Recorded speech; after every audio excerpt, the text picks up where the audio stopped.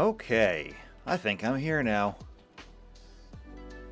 Didn't even have anything prepared. Figured I'd just do like a lazy day. Can't even be on time for that. But hey, at least I'm not here alone. I kind of expected to be. I was thinking about, what exactly am I going to talk about? Like, it's kind of an AMA thing going on right now. If nobody actually shows up and there's no questions, then what am I going to talk about? It's like, oh yeah, it's because it's also kind of reviews, so I've got a list of topics to go through. So, hello Tux, good to see you here. Hello JP, good to see you here. I think we can get rid of the starting soon. We're starting soon now. So, hello, Shadowcat back. This time, no actual lecture because I'm bad at what I purport to do. Instead, I'm just going to go through and kind of do a review, recap kind of thing on pretty much everything I've done so far. I went so far as to list them on the screen. All the different messages and lectures that I've done so far. But you know what? Given how much I refer back to them in my lectures, it's probably not a bad idea to go back and kind of review things from time to time anyway. So this might become more of a more common thing, depending on how it goes. I don't know. We'll have to wait and see how this goes. Anyway, how's everybody else doing? Like I said, this is kind of a lazy day for me. I didn't have anything prepared, so I don't really have a plan. And pretty much all of my plans for today have been shot anyway. Like, it's spring, it's nice. The grass in the backyard is so high now that every time I walk through it, I kick up a rabbit. I was gonna mow it, but now there's rain coming in, so I'm not doing that. So, no lecture, no mowing the yard. What am I gonna do now? I don't know, I have to find some way to be productive. Ha, that's funny. Me, productive. JP needs coffee. I have no coffee to give you. However, like every single YouTuber I look at nowadays is selling coffee. So if you need coffee, just like take one step outside of my channel and I guarantee you'll trip over another YouTuber who's selling coffee. I don't get it. How many coffee businesses can be sustained in one world? There's got to be a breaking point where it's like the market is saturated. Okay? You cannot keep opening coffee brands. And I'll be honest with you. Does anybody else know the quartering? Does anybody else know the quartering? Hold on a second. Just so that I can, like, make sure that I have context here.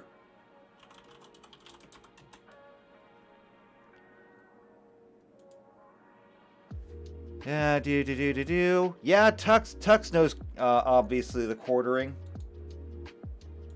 Let's see. Properties. Here we go.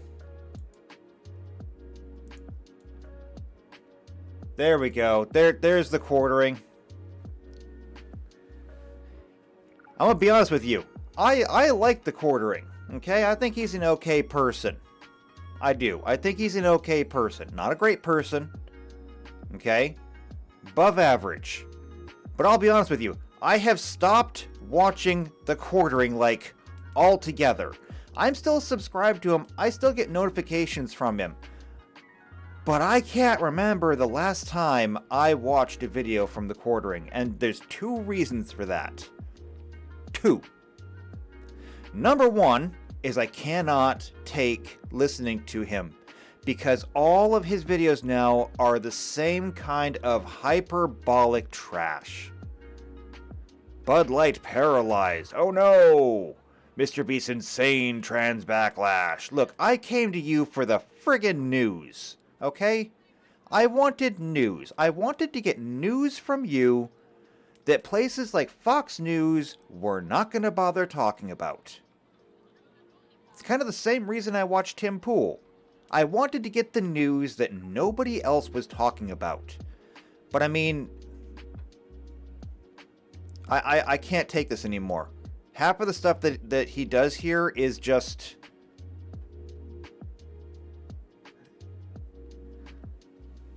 let's see. JP says, sorry, I wouldn't never rely on a YouTuber's paid opinion. That's a double negative, dude. It's a double negative. And I don't know what he gets paid for or not. I know he does have a lot of sponsorships and stuff. But the fact is that half of the stuff that he puts in his channel is just overhyped, hyperbolic garbage. Like, you can reliably take every single title he has, divide it by 2, and you get closer to the truth. Okay? Bud Light panics. Okay. Bud Light didn't panic.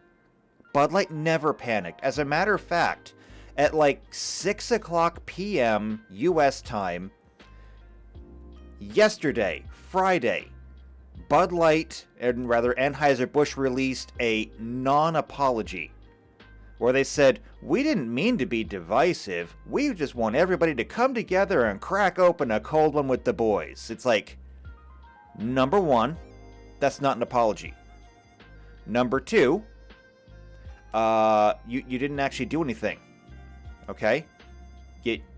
This isn't even really a response. This is just advertising. And number three, you put it out Friday evening where news goes to die. So they're not panicking over anything. In fact, saying they finally responded is only accurate in the most charitable of instances. So all of his stuff is just hyperbolic. And the other thing is, the damn coffee. His videos are only like 10 minutes long, 15 minutes long tops. And the first 5 minutes of every single video is him talking about his damn coffee company. And JP says, why would you remain subbed? Would it be a waste in your feed? Well, number one, my feed is already just... We're not going to talk about my feed. And the other thing is, every once in a while, he does cover something that's important. And so I want to be notified of things that are happening. Even if I don't watch him 99% of the time, I still want to be notified of the 1% time when it's actually important. The same thing is basically true for Tim Pool. I mean, Tim Pool will do like 20-minute to sometimes a half-an-hour videos. However, like the first 5 to 10 minutes of every Tim Pool video is him pushing his website, pushing his other services, pushing his Discord server, pushing his brand new coffee brand. And the last 10 minutes of almost every video he does is always him talking about himself anyway, so there's like a 5 to 10 minute window in the middle where he actually covers the news. And Tim Pool does do a good job of covering news articles that other people aren't talking about. I do think that Tim Pool is probably a bad person, but I also think he's useful. For now. Tux says he's still pretty good. Titles are extremely clickbaity, though. Yeah, I know, they're very clickbaity. JP says, but how many of your other followers are also covering the same info? That's actually the problem. I don't have too many. When it comes to sociopolitics and news, I have basically 3 people that I rely on. I have Styx, Hex and Hammer 666. Styx is great. If you want the news, Styx is right there because he lives on the other side of the planet, first thing in the morning for me. He's on point, he's concise, he gives you the news, and a little bit of commentary to go with it. But mostly just him analyzing and trying to cut right down to what's actually important. Styx doesn't do bullshit. Styx says, this is superfluous, get rid of it. This is superfluous, get rid of it. What's the real issue here? However, Styx has his lane, and he stays in it. He doesn't do a whole lot. And he doesn't do a whole lot of things in depth. Other than that, I have Tim Pool, which I just discussed. I have the quartering, but I just discussed the quartering.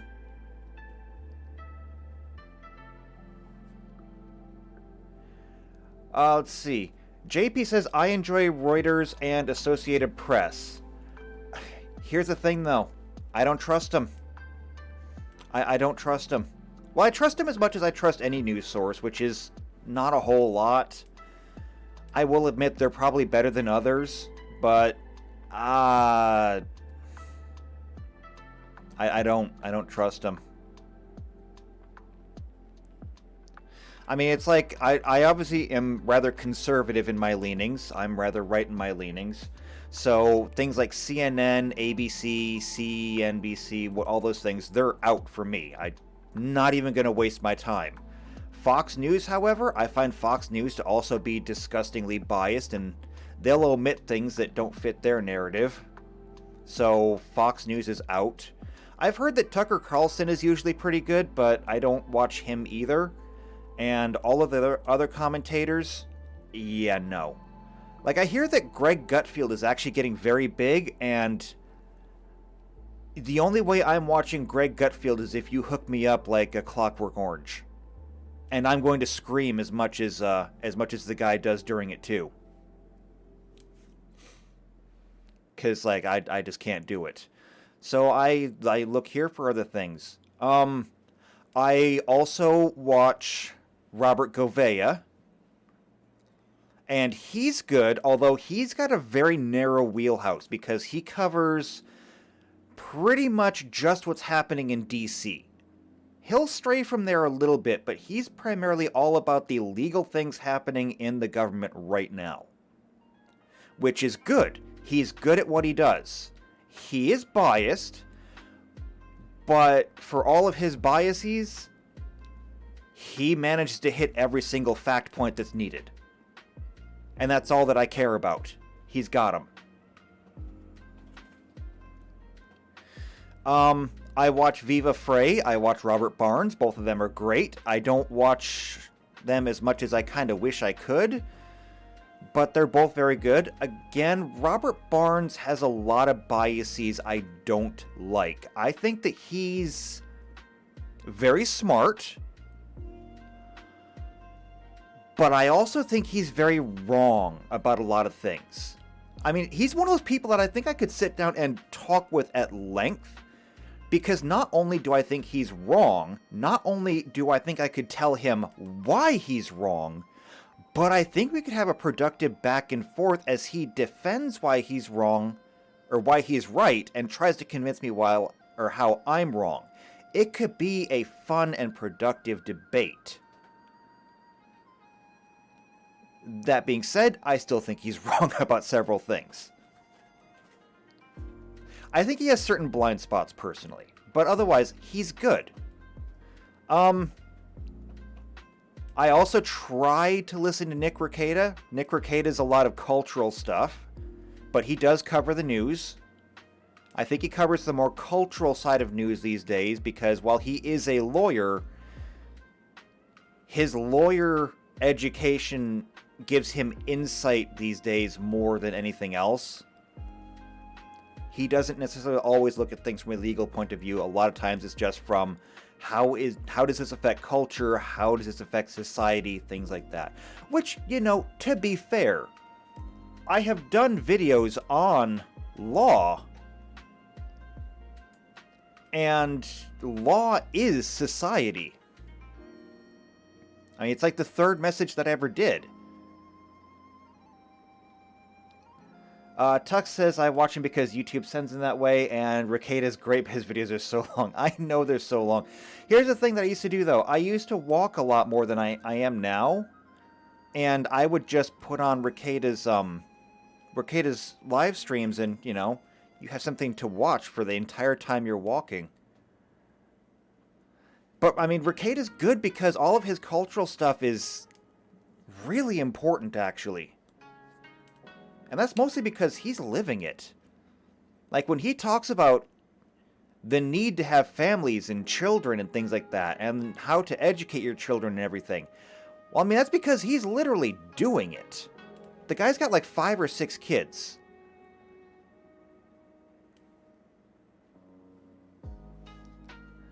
And Tuck says, you know I watch Ricada because I spelled his name correctly without spell checking. That is true. I don't even know if I spell it right all the time. It's the I and the E. They always trip you up.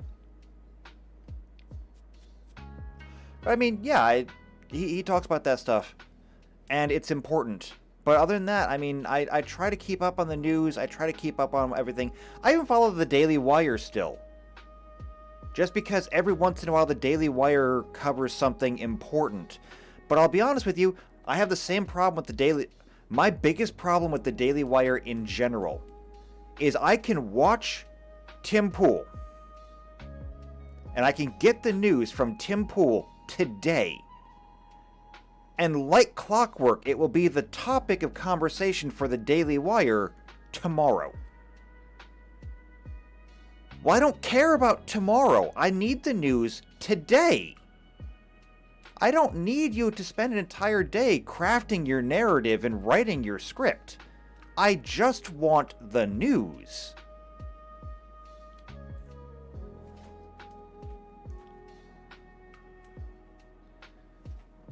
And then, you know, Daily Wire came out and they had the whole big thing with Crowder, and yeah, I didn't have a whole lot of respect for them to begin with. I lost most of what was left of it after that.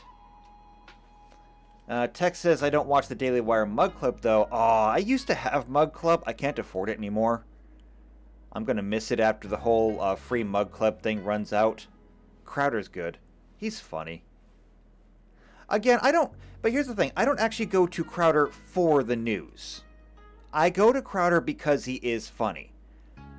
Yes, he covers the news. He covers things like politics and stuff, but I don't go to him for that.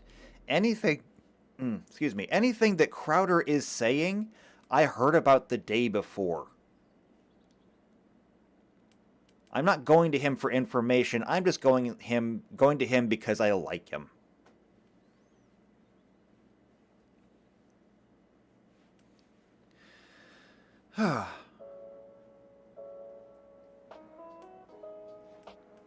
So yeah, wow, that's kind of a long tangent there. It's fine though. It's fine though. It's a lazy day. It's a lazy day. But I mean, it was a good place to get started at least. Because like I said, I go to these people for the news. I go to them for cultural stuff, for legal stuff. Because I do think a lot of the stuff is important. Otherwise, I wouldn't have done the videos on them that I did.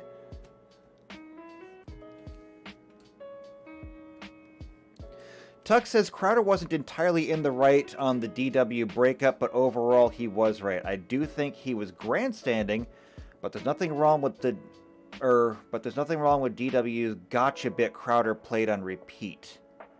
I'm not entirely sure what you mean by that last statement. As far as the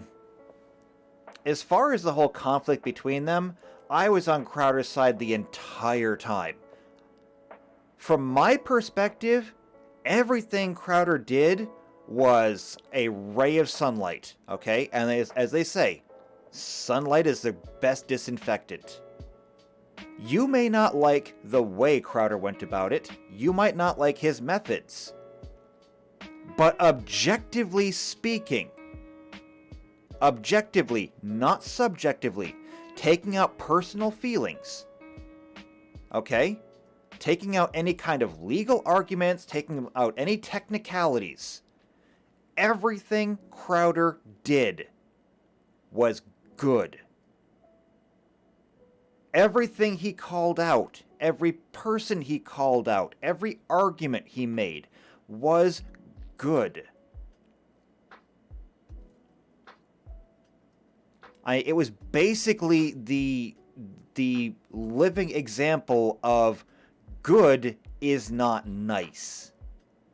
Is what he did nice? Absolutely not. Lots of feelings were hurt. Bridges were burned. But you know what? Those bridges probably needed to be burned because they were bad bridges. They were bad bridges made by bad people.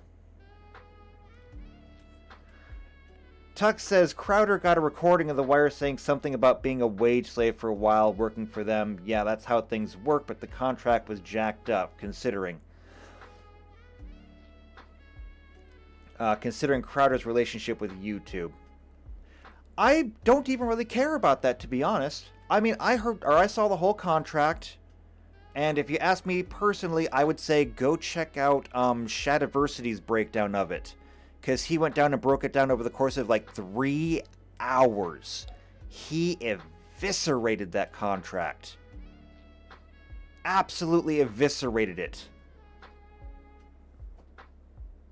JP says, bad bridges, welcome to Pittsburgh. I get it. How many of them are left?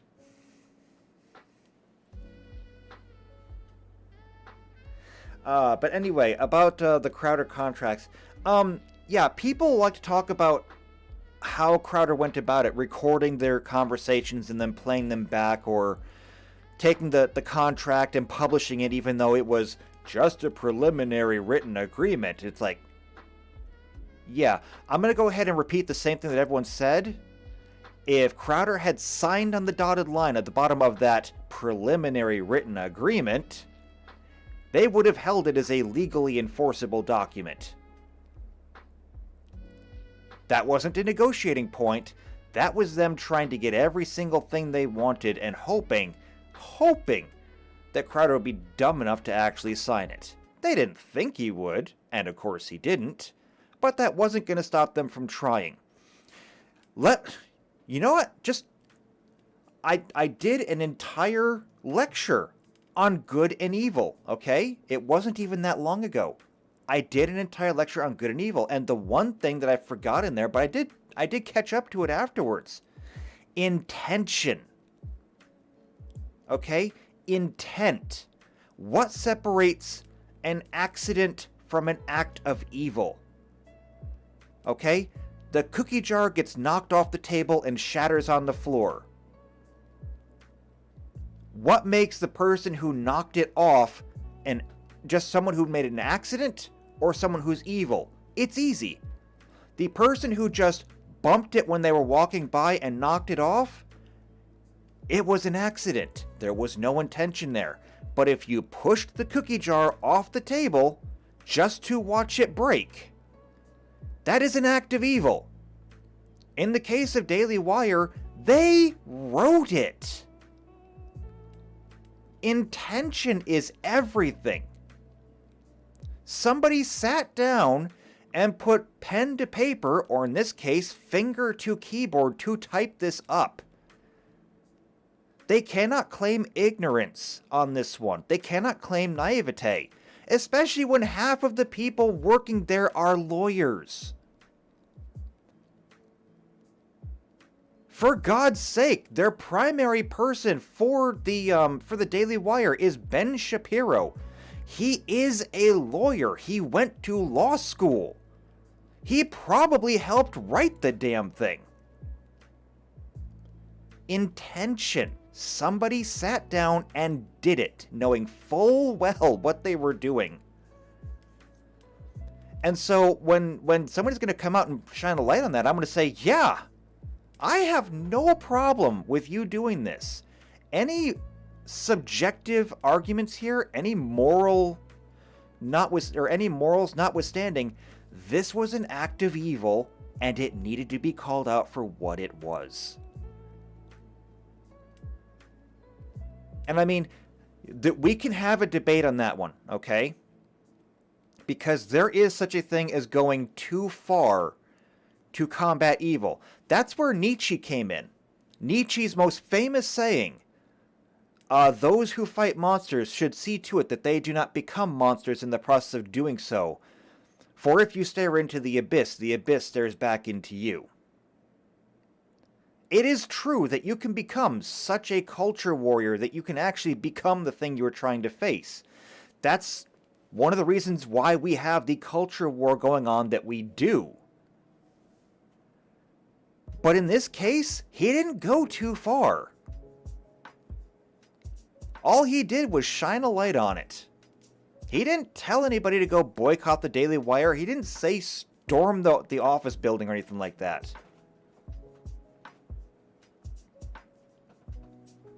Let's see. So Tuck says, if you want to push conservatism, tying your talent's income to YouTube's monetization doesn't work. Agree on the preliminary document. Not everyone is capable of paying lawyers for that stuff. Oh, that's only where it gets, worse. Because obviously they gave this to Crowder. They gave this contract to Crowder, who has a lawyer. In fact, I believe he has multiple lawyers. He has half-Asian lawyer Bill Richmond, of course, who is awesome and amazing, and I miss seeing him on the show. But I highly doubt that Bill Richmond is the only lawyer he has on retainer. So it's like, come on, you were bold enough to give Crowder this contract. What are you giving to all your other people who don't have a team of lawyers? I mean, if you're this bold, how much bolder are you with other people? You're literally preying on the defenseless.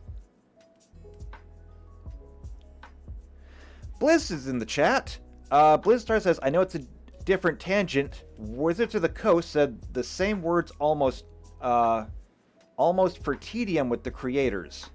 I think you mean almost verbatim. But yes, Wizards of the Coast, when they had their, what was it called? OGL. Yeah, their new open gaming license, I think it was. It was OGL, wasn't it? I think it was. But yeah, when they came out and they were just like, we're going to own everything you do. Everything that you produce under our license, we own it. Every dollar you make, we own it. Everything you do is now ours under this license. And it's like, yeah, you had to know that if you put this out to the internet, just due to statistics, okay? Like, if you want to find, like, geniuses, super geniuses and super retards, if you have a population of 10 people, the odds of you finding either a super genius or a super retard are, like, vanishingly small. You get a sample size of 100 people, and your chances of finding one of these people on the outsides go up. The larger your sample size, the smaller the odds of getting a 0 are. When they submitted that to the internet, the largest statistical sample size on the planet, and they thought for 1 minute that some people were not going to be able to look through their open gaming license and find out exactly what they were doing with it, showed one of two things. Number one is that Wizards of the Coast are either extremely ignorant or naive in terms of their in terms of their audience, or their opinion of their audience was so incredibly low that they thought that they could pull that off. Which again, I have to shift back to my lecture on good and evil and say intent. Because there's no really good, there's no really good excuse there. Like, if this was intentional, that's bad enough. If this was accidental, then who is paying these people for Wizards of the Coast? Now we can simply shift the evil intention to whoever's doing the hiring there and saying, are you trying to, like, undercut your entire company by hiring idiots to run your legal team? Or your advertising team, or whatever it is? Someone around here is literally sabotaging you. So what is it? What is it? Let me know. Tuck says, didn't Ben Shapiro say guns should be taken from trans people after the Nashville shooting? Such a bad take. I don't know, because I didn't really watch his take on it. I got all the information I needed from other people. I didn't need to hear Daily Wire cover it again. However, that does sound like something he'd say. Which is, another reason why I don't really watch the Daily Wire. I still look at them occasionally. But, yeah, they're conservative in name only. They have a lot of bad takes. That's just one of them. Tux also said, I'm pro-capitalism, but damn corporations are scummy today. I think there's a place to discuss forming corporations, to discuss if forming corporations is overly encouraged today. Forming corporations is overly encouraged today, but that's for a reason. It's for legal protection. Because corporations are considered people in legal terms, you can form a corporation and use it as a shield. If you do something and somebody wants to sue you, they have to sue the corporation before you can sue any individual person inside the corporation. More accurately, I think you can only sue the corporation criminally. And if you want to go after a person in the corporation, you have to do something, or you have to do it civilly. So, yeah. As for corporations being scummy today, that's not actually a problem with corporations. That is a problem with society. That is a problem with society as a whole. And if you want to talk about that, we can go all the way back to, what was it? It was one of them. I believe it was the social contract I discussed. I mean, the social contract that recognizes that we as a society are going to, we're going to uphold certain tenets. We're going to obey certain rules. They don't have to be written down. It's just understood that we're going to not do certain things. Like, we don't really need laws to tell us not to steal in general. Most people, if you were to say theft is no longer illegal, most people are not going to go out and start stealing again. Now, a lot of people will, because there are a lot of bad people out there. But most people are not going to start stealing because most people are smart enough to realize that it's harmful to your community, and most people are moral enough just to want to do the right thing, to do right by their community. I mean, this is a lesson that places like Portland and San Francisco and Chicago, Illinois was in the news this week, because they're learning that same lesson. The lesson from Chicago, Illinois is they're closing like 4 Walmart stores. And why are they closing the Walmart stores? Well, because on paper, they're saying that these stores are not profitable, so we're going to close them. Sorry, but we just can't keep losing money here. And I believe them. I absolutely believe them. But what's not being said is, why are the stores not profitable? And I think we all know why. It's because shoplifting, vandalism, just general crime in these stores and around these stores.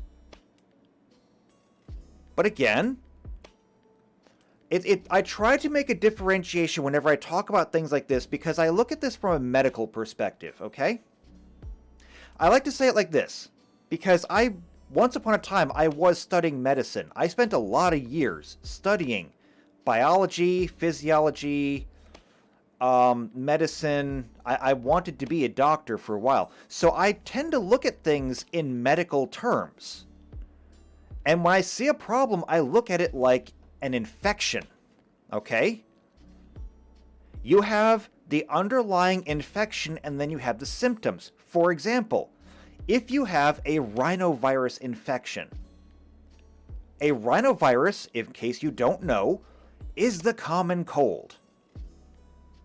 That's all it is. It's the common cold. So, what does the common cold present with? The common cold usually presents with coughing, runny nose, aches, pains, fever. Most of it's pretty mild.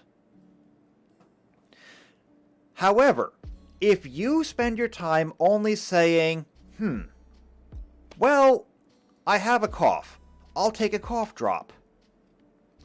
I have a fever, I'll take an anti-inflammatory. Then that's great, you can treat the symptoms. And in the case of a cold, you're probably going to be okay. But let's say that you have a case of, I don't know, gangrene.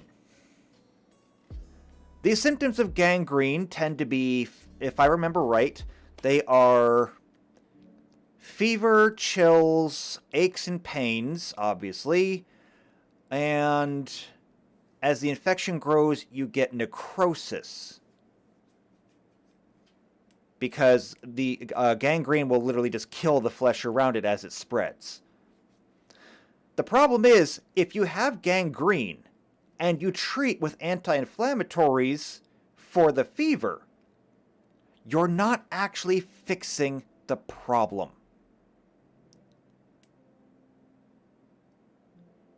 In this case, I would say that gangrene is an accurate example for Chicago because they have a gangrenous infection there. It's called crime. And crime is spreading, it's infecting everything. So what did they do? Well, Walmart decided to cut out the gangrenous part of their infection. They cut out the stores. Because it's the only thing they could do.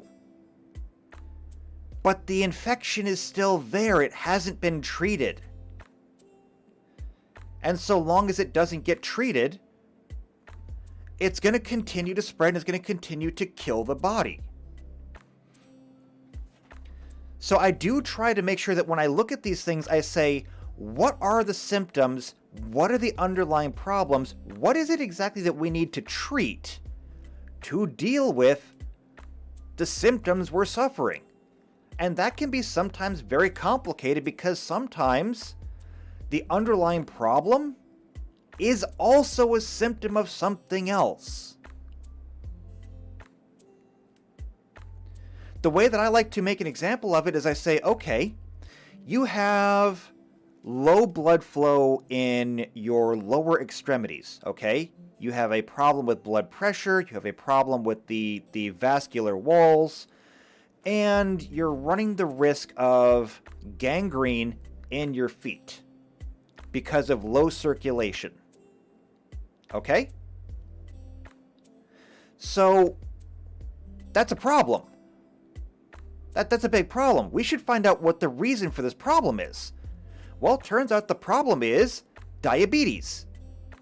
Diabetes is causing the loss of vascular function in your lower extremities, which is leading to the gangrene down there. And if we don't treat the diabetes, then we're going to have to lop off a foot. And nobody wants to lose a foot.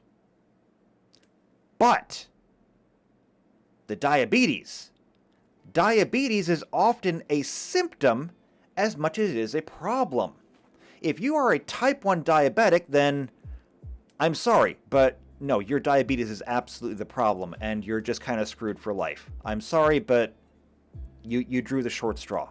However, type 2 diabetes is both a problem and a symptom. Type 2 diabetes is 9 times out of 10 the direct result of lifestyle. Overeating, inactivity, high sugar intake, things like this.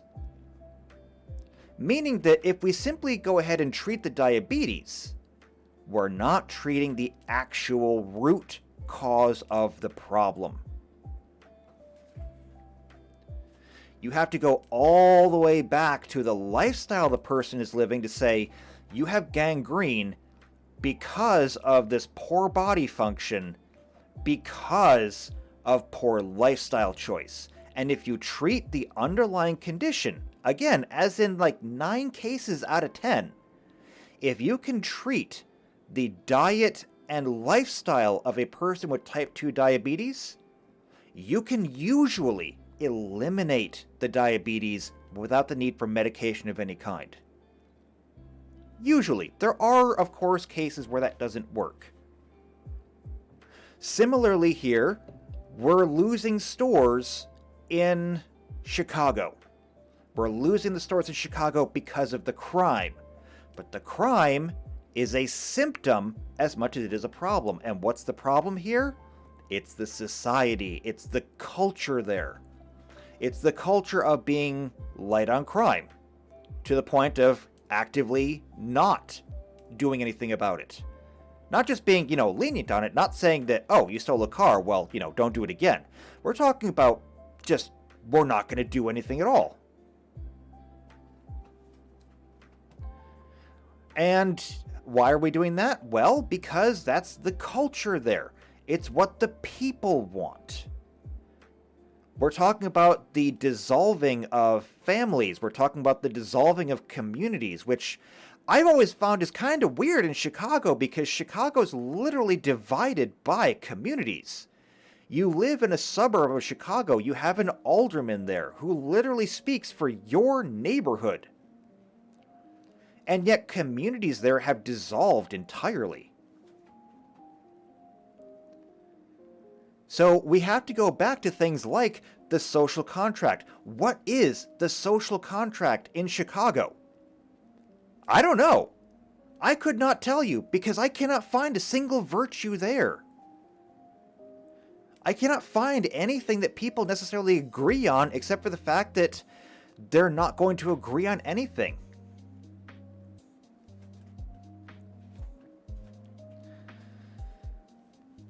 That's the root problem of it.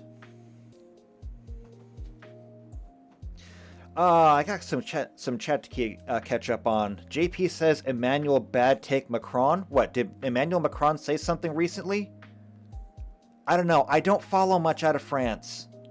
Mostly because I don't speak French. Tuck says society can be scummy, but I think corporations are a special type of scummy nowadays. A lot does have to do with the legal system being screwed up and corpos being shielded from it and then some. You're close, but you're not quite on it. Not quite. The problem with corporations as a rule these days is when you start a business, if you were to start a small business like right now, I am a small business. I mean, very small. Like, the IRS doesn't even acknowledge that I exist yet. But I am a small business, and my entire thing right now, all that I really care about is I want to gain subscribers, I want to be able to monetize what I do, I want to bring in more people, I want to get ad revenue, I want to have more patrons. And so, how do I go about doing that? I go about doing that by trying to give you the best I can do to give you.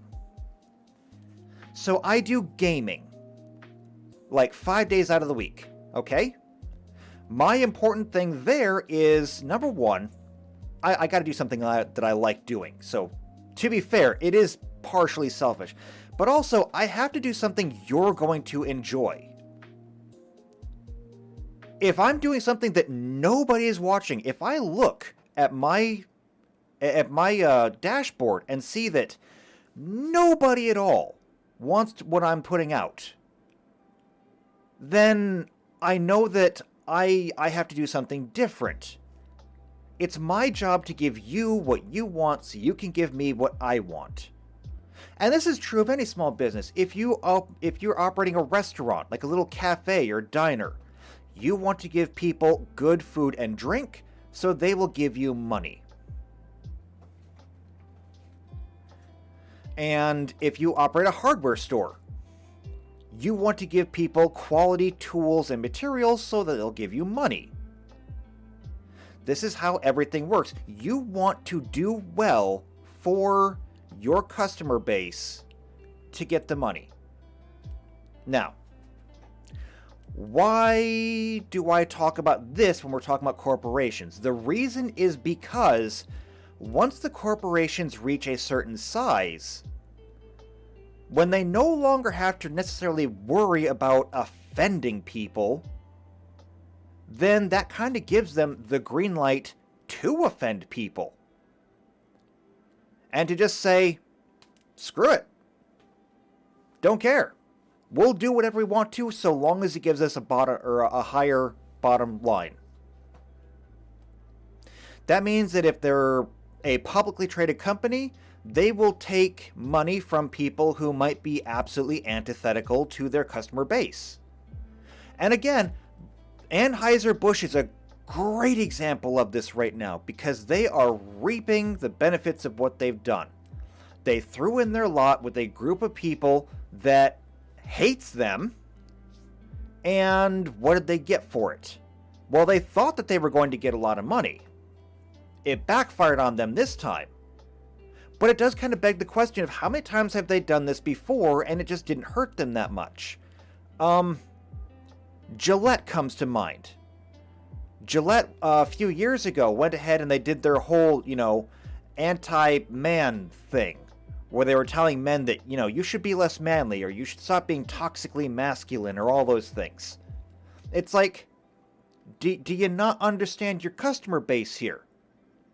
Why are you insulting your customer base? Well, the reason is because they're getting funding from somewhere else, and they figure that, whatever people they offend in the meantime, well, they're going to survive this just fine. And if they can manage to bring in a brand new audience at the expense of this one, then great. It's kind of like being on, say, a train, okay? And you want your train to catch up with the other train. Because you think that there's a whole new group of people, a whole new customer base up on that other train. But you know what? That train's getting away. Because you're too slow. Because there's too many people on the train, so you just start pitching people off the train so you can go faster and catch up. Yeah, well, number one, you weren't guaranteed a new customer base even if you did catch up, and now you're just sacrificing your own customers for this. That's the problem with corporations. They no longer care about their customer base. They look at it as a purely numbers game. And they're saying, if I take a small hit now, will I get a larger return later? And how many people do I have to sacrifice to get that larger return? Because at this point, we could kind of sacrifice a lot of them.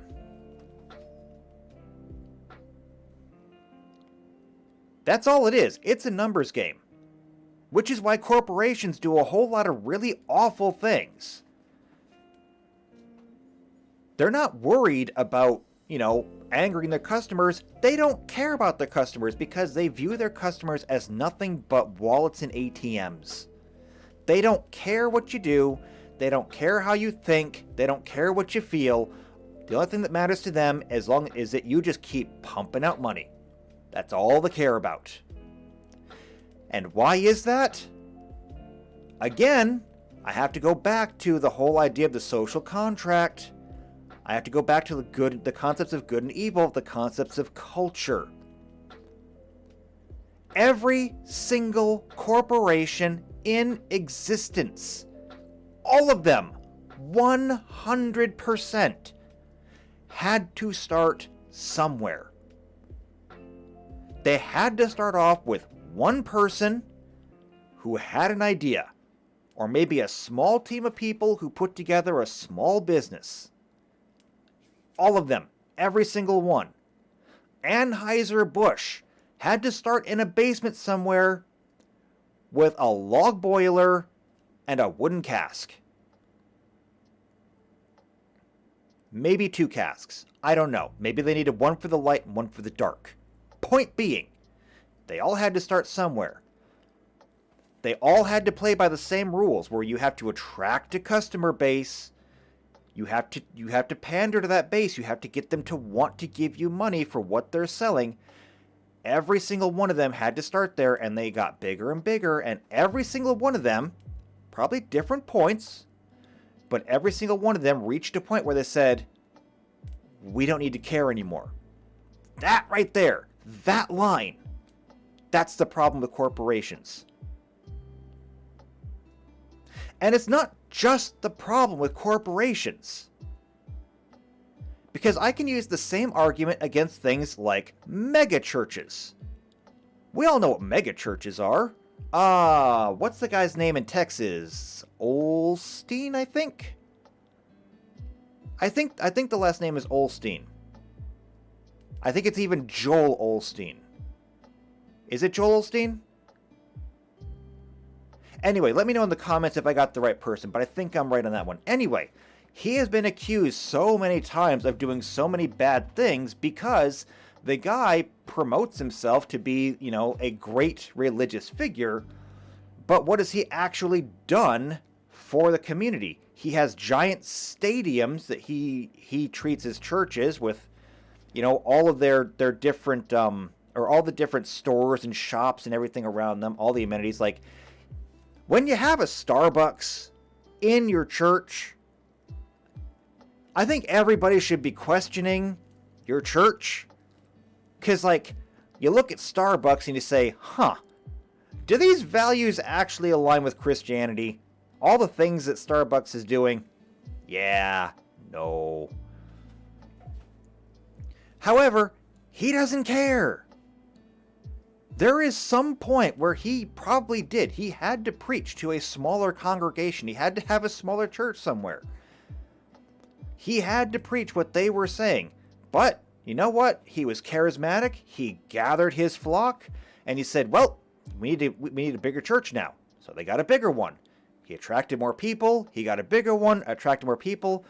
Just like any other good corporation would do. But it got to a certain point where he's like, you know what? There's like nothing I could do right now that would hurt my image enough that I would lose enough people that I would no longer be able to continue what I'm doing. And at that point, the switch is flipped. I don't care anymore. All I gotta do is just keep on keeping on.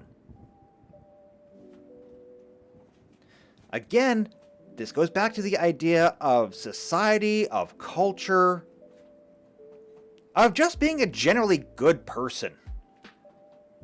Honestly, this is just good versus evil at this point.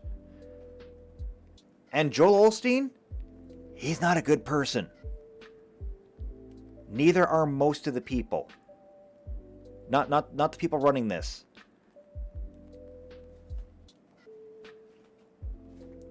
And you know, I heard a discussion earlier this week, and they were talking about the people in government, because I think they were talking about how if Trump was actually elected, how he could just go in there and just start cleaning house. Now, there would be a lot of fighting over it, but there's people who believe, and I honestly have no idea if he could do it or not, that he could just go in and pull a nuclear lever and just start firing people in Congress. I don't think he can. But even if he could, the people that are in Congress right now, in fact, most of the people who make up the federal government in general, at least from a certain level up, like from a representation level up, I'm talking the people who sit in seats and make the laws and vote. Okay, if you vote on things, you're probably a bad person. And the reason why I say that is because, well, we have plenty of evidence of that. But even that aside, I heard a long time ago in a show called Babylon 5, and it stuck with me a long time. It was a very simple quote. And they said, power is often sought by those who want it most, but deserve it least. And too often, it was like too seldom or just rarely or something like that, thrust upon those who want it least, but deserve it most. And we can see that in action in the federal government, because who do we see going up there? Why does it always seem that every person we send to Washington or to the federal legislature or even our state legislators, why does it always seem that these people are so bad? Well, it's because they are. It's because bad people will literally lie, cheat, steal, and murder to get power. They will tell you anything they want to, as long as it'll make sure that they end up in the position they want. So how is it that we have all these bad people there? Well, because we voted for them, because they all lied. Every single one of them lied to get in there. Except, ironically, I think Trump. In fact, he's been kind of the opposite. He's too honest.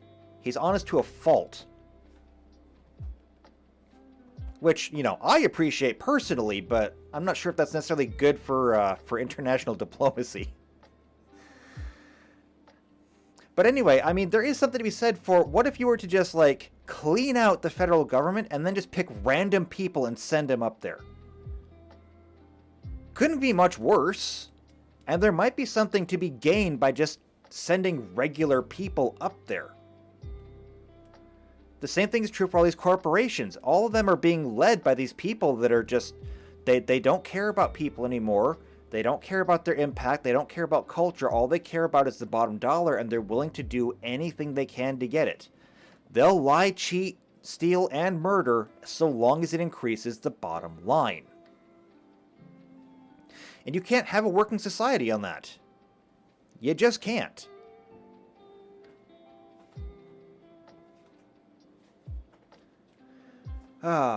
Okay.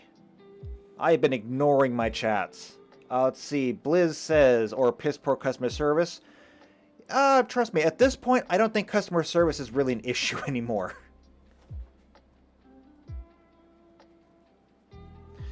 JP says, I disagree. I think there are less communities that care. Most experience is that people don't give a truck about neighbors, community, or goodwill. Well, I'm not going to disagree with you on that sentiment. I think that's kind of the point that I was making. We need these things if we're going to have a functioning society. If we went back to having integrated families, I'm not even talking about 3-generation families. I'm just talking 2-generation families. Okay? Stable parents with children, a close-knit family. Start with that. If we could have that, and you can get 2 families like that, you could have neighbors, okay? Neighbors who will share common values, who will work together, who will help each other, who will, keep things going. And it's simple things. It's really simple things. Think about this. You walk out your front door, okay? You walk down to the end of the driveway to get the morning paper. And you notice that just up the road, literally just on the other side of your property line, in your neighbor's front yard, right by the curb, there's a trash cup from McDonald's or something. It takes you almost no effort to go over there, pick up the cup, and put it in the trash. It does not benefit you directly. No one's going to see you do it. No one's going to celebrate you for it. You will die in obscurity, and nobody will know that you picked up that cup. But why do you do it? You do it because it's the right thing, because it's in your neighbor's yard, because you care about your neighbor, and because it's going to help you in the long run, because it's going to keep everything looking good, keep everything nice, keep everything happy. You're going to be stronger for it in the end. Not directly, indirectly, through your relationships. If you add in a 3rd neighbor and a 4th neighbor, now you're making a community. And if you have a community who's willing to work together to build this stuff, then you have something to build from. You need people who will care about each other, and that's how you go about it. I will say this. You know what I think the problem is? I think the problem is a bit paradoxical, because people will say that, people only care about themselves these days. People don't care about themselves these days. I mean, people will live with trash in the front yard and everything. They'll live in dilapidated houses, and they won't even bother fixing them. Why? They don't care about themselves. They don't care about the place they're living in. And why should they? They don't care about their house. They don't care about their car. They don't care about their health. They don't care about anything. If you can't even bother to care about yourself, how could you possibly care about anyone else or anything else? To care about something else, you would have to at least care about yourself enough to realize that, hey, this thing is important to me. If you're not even important to you, how can anything else be? So first you got to realize that you're important. Then you ask, what's important around me? Are the people around me important? Is the house around me important? And you can make it go out from there.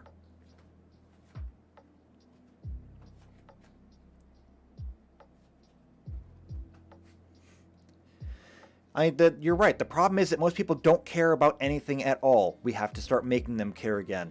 And ironically, that is kind of what religion used to do. There's a reason why the church used to be the center of town. It's because, at least when it came to like Christianity or Judaism, and I do believe Islam to some degree, the idea was that you are a product of God. In order to worship God, you have to take care of the things that God has made, and that includes yourself.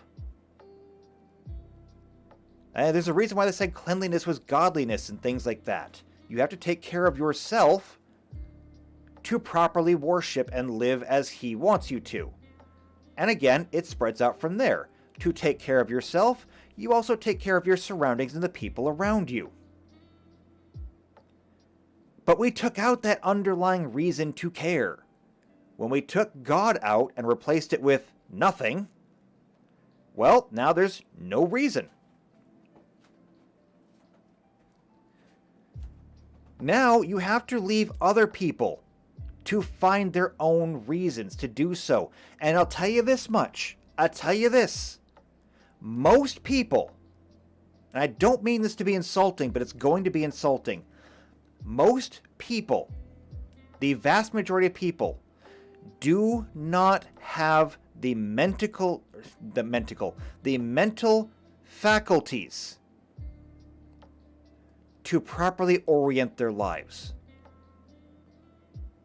Most people need to be told what to do and how to live. And if you don't give them that direction, they will be rudderless.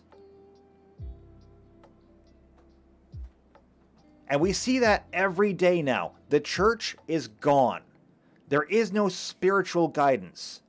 There is very little to no educational guidance. There is no guidance for people at all right now. And people are lost. It's one of the reasons why they say that activism has become so very, very prominent lately, and why the culture war has been kicking up. Because what does the culture war give people? It gives them purpose. It gives them direction. It gives them something to do. Because most people are not capable of doing this on their own. And I can give you a great example of this. See, I think that this would be a fun thing to do. I would love to take like 1,000 people. 1,000 people, and I want to drop them into Minecraft. Just get like a great big stadium or something. Set up 1,000 computers, okay? Grab 1,000 random people and drop them into Minecraft. I want to do it two ways. I want to do once in single player and once in multiplayer. Now, in multiplayer, I don't know exactly what's going to happen, but I will say I will say this. The vast majority of people who are dropped into Minecraft will do one thing. They will build a house, and then they will say, I don't know what to do now. The reason being, we are human. We understand that we have some basic needs. We need air. Let's remember rule of threes. You die after 3 minutes without air, 3 hours without shelter, 3 days without water, and 3 weeks without food. Well, in Minecraft, you don't need to worry about air and water. But you do need to have shelter and food. So most people will build a house. It may not be a great house, but they'll build a house, and they'll probably start a farm. And that will be it. And then they will sit there and say, I don't know what else to do.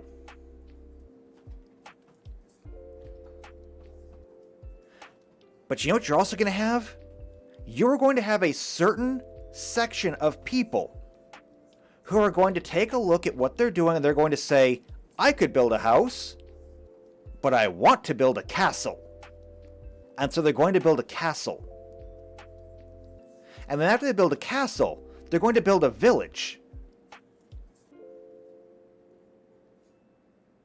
And after they build a village, they're going to build a monument. Why? Because these are people who are capable of they're capable of going through and setting their own goals and driving their own life. It's not something that most people have. And I don't know why necessarily. All I know is that it is. But most people need that direction.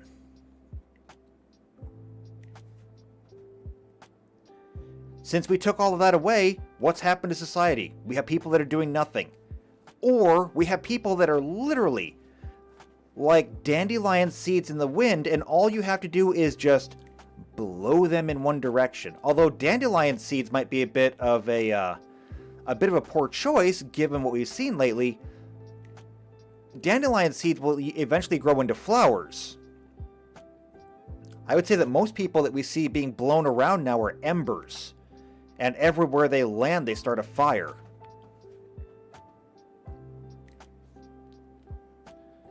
So we took out the guidance in society. We took out the church. We took out leaders. We took out pastors and things like that. And everything just kind of fell apart from there.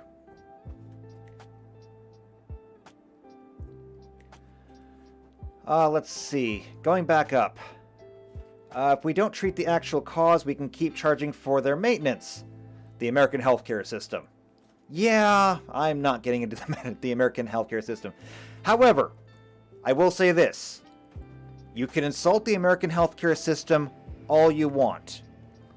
It is still the best healthcare system in the world. Canada's healthcare system might be free. Sweden's healthcare system might have better patient care. Neither one of them would exist without the American healthcare system.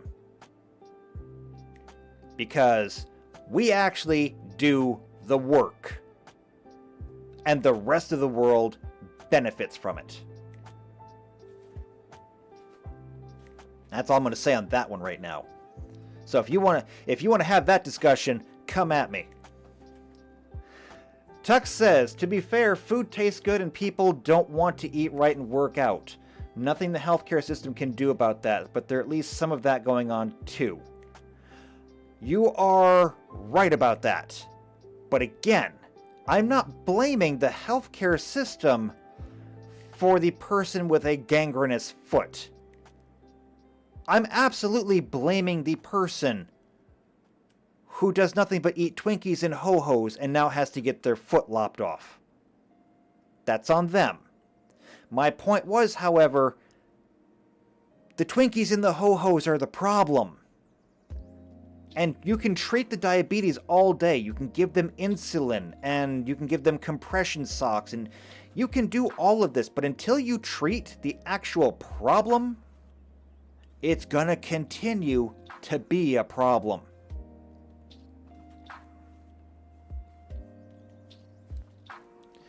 Tux also says, I do think the gaming Let's Play market is oversaturated. Yes, the gaming Let's Play market was oversaturated 10 years ago.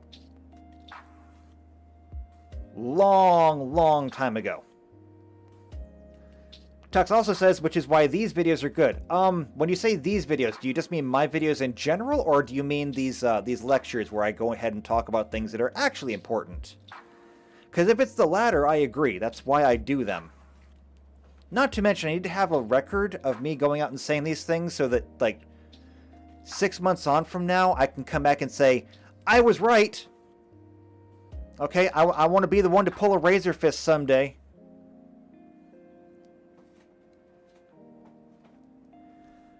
Let's see. Tuck says ESG social credit score. I think that was in reference to talking about why corporations act the way they do. And yeah, that's part of it. They care more about ESG and social credit than they do their actual customer base. But why is that? Why is that? Why do they care more about the ESG than they do the customers? Very simply, because that's where they're getting their money. They're getting kickbacks from having a high ESG score. Which means that they no longer have to rely on their customer base for their income, and their customer base no longer matters. And I'll be honest with you, I don't care about that. If they want to trade out their customer base for a government grant of something, I don't care about that inherently. What I do care about, though, is the lying. Because they'll take the money from the ESG, they'll insult the customers, they'll drive them off, they'll accuse them of being racist or misogynist or whatever. And then, without even turning around, okay? Without even taking a mask off, putting a mask on, whatever, in the same breath, they will say that they love their customers and they're doing everything for their customers. And it's bullshit. And we know it's bullshit, and they know it's bullshit. How does the saying go? They're lying, we know they're lying, they know we know they're lying, and they continue to lie. There's your problem. JP says, yes, it is Olstein. My memory serves me again. Tuck says, good people have little to gain from power. In fact, it's a burden, a responsibility. Evil people have a lot to gain, and I've determined that if a politician doesn't lie, people won't vote for them. You are right on every single point. And you made 3 of them in there, and I'm going to talk about every single one of them. Good people have little to gain from power. Yes. In fact, it is a burden and a responsibility. Also, yes. You have little to gain from sweeping your floor. You have little to gain from mowing the lawn. You have little to gain from brushing your teeth. But you have a lot to gain in the long term by maintaining it. And you know what? I wonder if I can bring something up.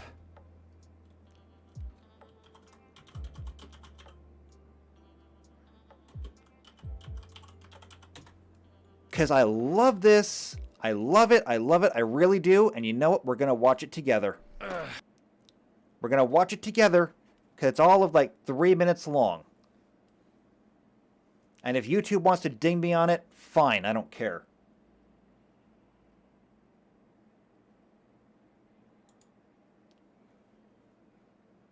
Let's move this up a little bit. Yep, we're watching Rick and Morty now. Must be your. I'm going to skip forward just a little bit. Human.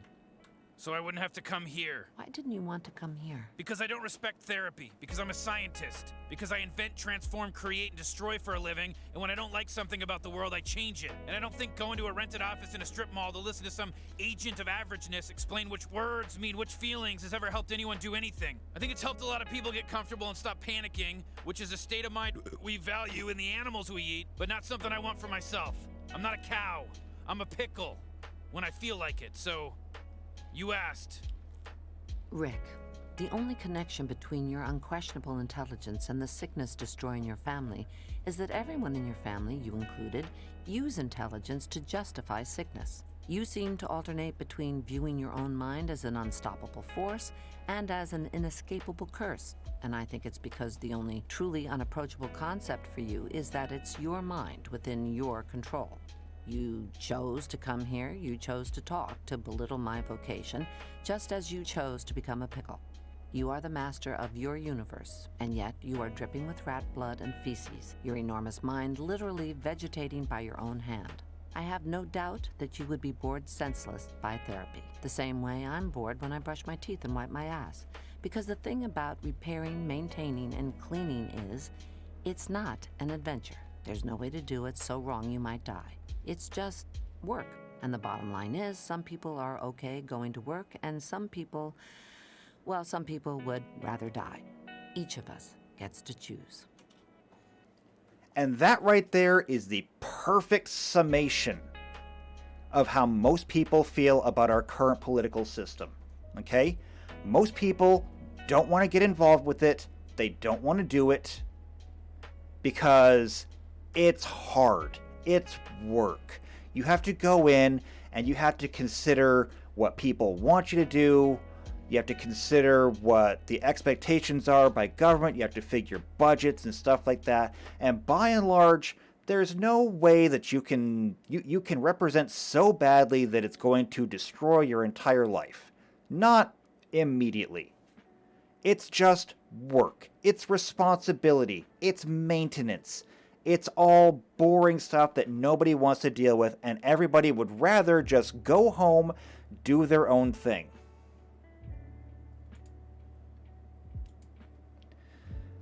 But if you don't do it, look at where we are now.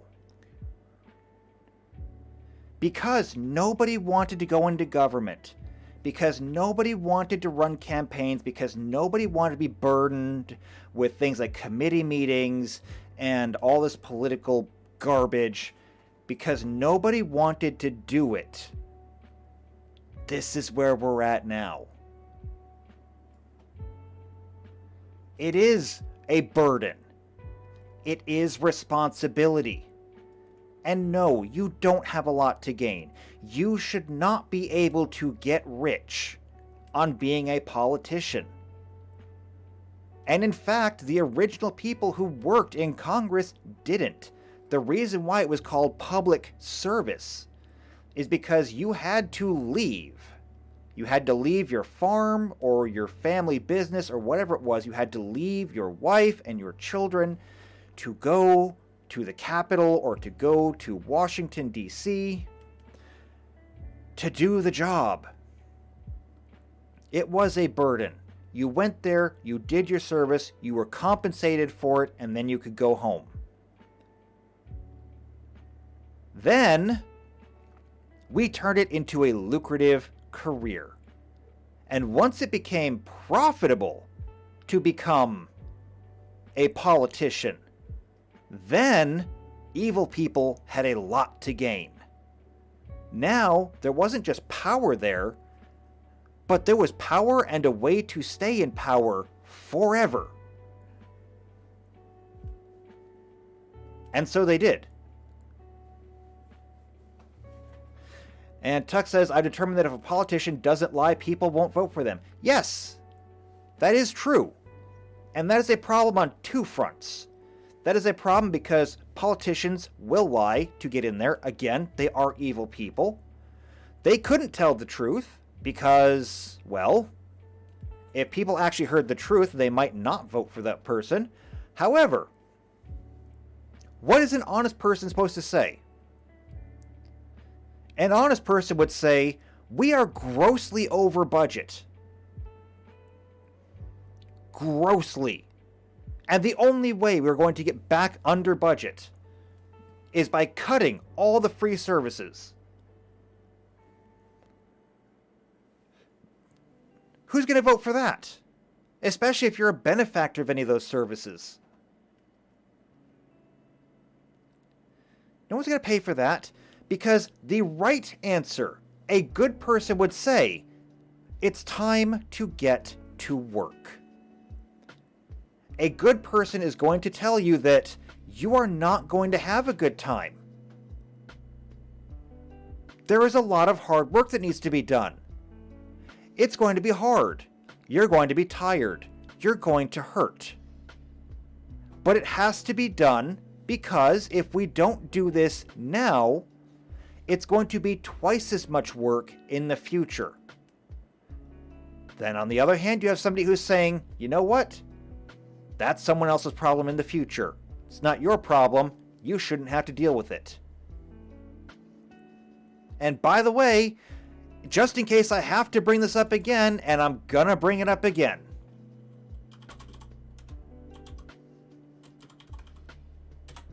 Because I've done it before, and I'm gonna do it again as many times as I have to. Open it in a new tab.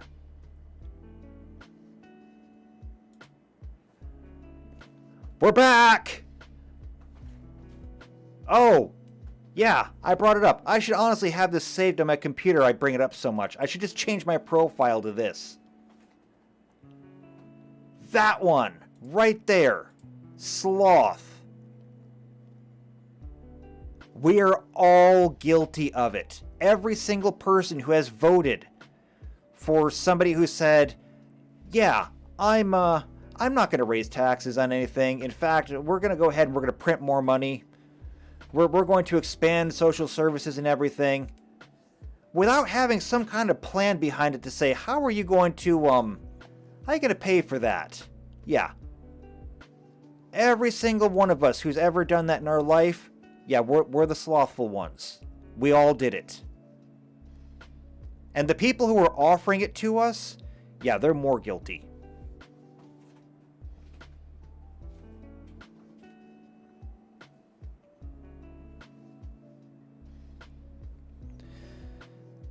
It's unfortunate, but like I said, eventually it will come to pass that this is no longer going to be an option. I think we're coming to that point soon. Sooner or later, it's all going to fall apart and we're going to have to go back to doing things the old-fashioned way. Now, what are the circumstances where it all falls apart going to be? I don't know. I just know that it's unsustainable. Eventually, it's going to happen. And then, there's no politician who's going to be able to say, well, we can just kick the can down the road a little bit because there's not going to be any more road. Eventually, you're going to get good people into office again because maybe there's just not going to be an office anymore. And when there's no actual office, when there is maybe no more Congress or no more government, you know what's going to happen? There's going to be a power vacuum there. And the people who are actually evil, who want to get up there and say, you know, I want power, they're not going to want it because there's not going to be more power anymore. They're going to say, well, I want power over people. Okay, but there's no more people left. Well, I want power because there's lots of food. Well, there's no more food left. I want power because there's lots of money. Well, there's no more money left. There's no money, there's no food, there's no resources, there's no people left. All you have is just a small community of people who are flat broke. And now that there is nothing left to gain from being the leader to being the one, from being the one in power, there's no benefit left. You know who's going to step up and do it? It's going to be that good person. That good person that will say, somebody's got to do it.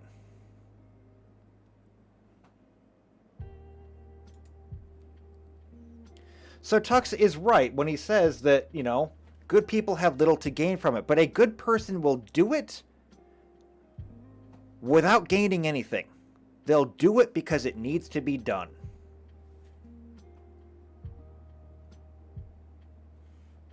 JP says mentical. It's a thing now. Let's enter it in the Urban Dictionary. I don't even know how to define it. I don't even know what mentical is. JP also said co-op would turn into tribal mentality, then war. A perfect summation of society. I don't necessarily know that it would. I mean, it might. But here's the thing. Just like I told you that if you were to drop 1,000 people into Minecraft, the majority would do nothing because they don't have any direction, and you have a certain group of people who would go out and build castles and stuff because they're driven to do so. On the opposite side of that spectrum, you're going to have the sociopaths and the psychopaths. Those people will want to destroy things. Those people will go through and blow things up with TNT and set fire to entire forests and things like that.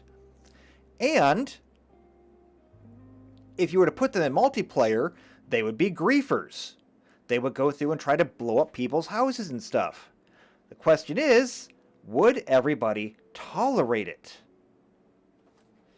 Because it's entirely possible that they just don't. It's entirely possible that once they figure out who the griefers are, they simply get a kill on sight order. You see this person wander into town? Kill them. Send them back to spawn. And so every single time they wander into town, they get sent back, and eventually they're either going to eventually they're going to just stop coming back, or they're going to find some way to sneak around.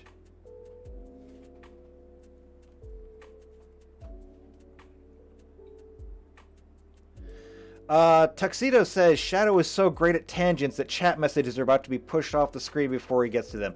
Actually, they did get pushed off my screen because my font's a lot bigger. I had to scroll up to get to them. So, prediction came true. Blizzard Star says it's not free, we pay with taxes. That is true. That's talking about Canadian healthcare. Thing is, though, what if you weren't paying taxes? What if you were unemployed? Okay? So, you're unemployed, you have no income. Can you still go to the hospital and get treatment? Or does the hospital require you to bring your tax forms with you to pay for it, to prove that, you put into the system? The answer, of course, is no, you don't need to bring your tax form. They don't actually care if you're a taxpayer, ergo, it is free healthcare. Now, obviously, anybody with 2 working brain cells that are still firing on at least one cylinder knows that the free, air quotes, healthcare is being paid for with taxes. We all know that. But it's being given away for free. The problem comes in when you have people who say, well, it's being given away for free, we must get it for free, right?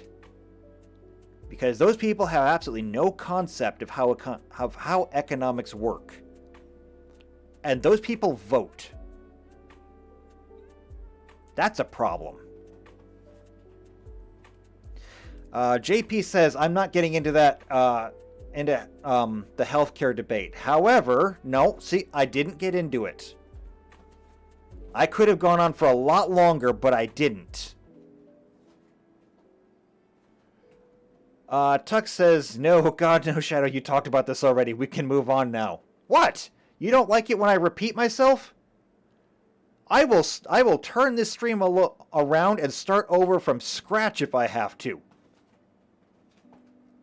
Tux just says he was agreeing with me. Also says, somebody already did the Minecraft social experiment thing. Once you die, you're kicked off the server. It ended up with war. I mean, I'm not saying that wouldn't happen. I'd also like to see the results of that, and I'd like to know what their sample was for doing it. I would like to run that like so many different times.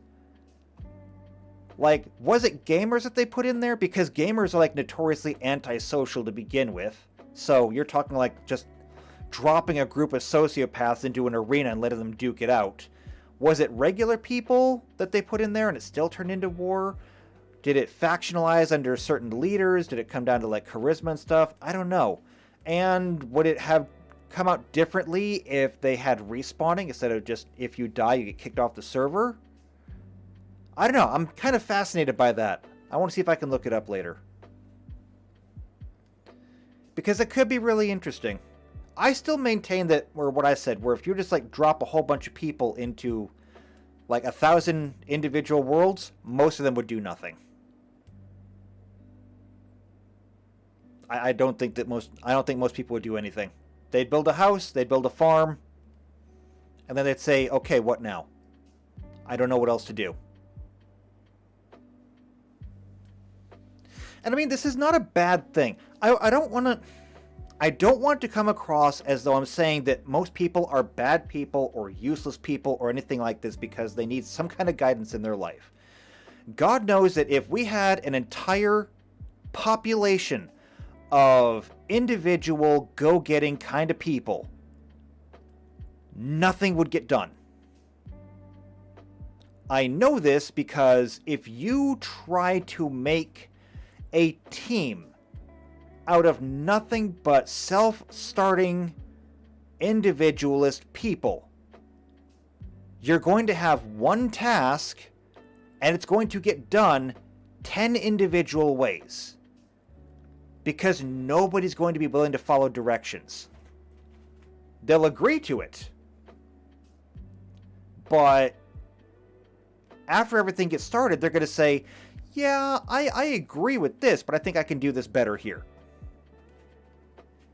So you have to have leaders and you have to have followers.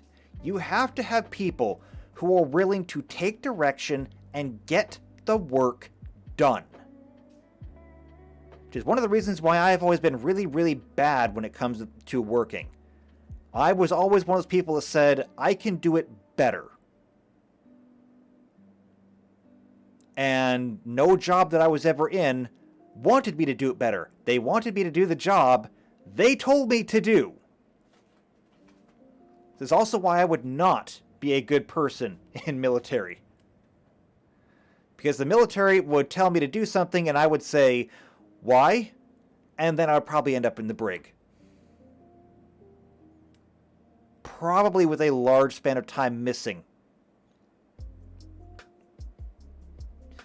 Tuck says 500 frames left to render in Blender animation. Good for you. I have no idea how to use Blender. I'm not a creative person like that.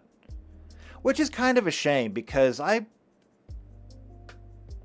would really be able to do a lot if I had those kind of skills. But I don't. And JP says I would just end up making a minecart roller coaster. See, that's what I'm talking about, though. You would be capable of setting your own goal and making it happen. Most people can't do that. Now, I'm not saying that most people could not build a roller coaster. If I was to drop 1,000 people in Minecraft and give them one instruction, build a roller coaster, I would get 1,000 roller coasters, okay? Now, of course, the large majority of those roller coasters would be fairly mediocre. A few people on the high end of the spectrum are going to make world-class roller coasters that, like, cover entire swaths of the map, that go all the way to the top of the map and then all the way down to the bedrock level. They're going to be amazing roller coasters. Then again, on the other side of the spectrum, you're going to have all of your psychopaths and sociopaths who are going to make equally amazing roller coasters, and every single one of them is going to end up in a lava pool. Just because they're going to find it hilarious. And I'm not going to lie, it's kind of hilarious. But the point is that, by and large, you give 1,000 people the instruction to build a roller coaster, you're going to get a lot of really mediocre ones. And half of the mediocre ones aren't going to work. Because they're not going to understand how to do it, they're not going to test it properly, whatever the reason is, they're just not going to work.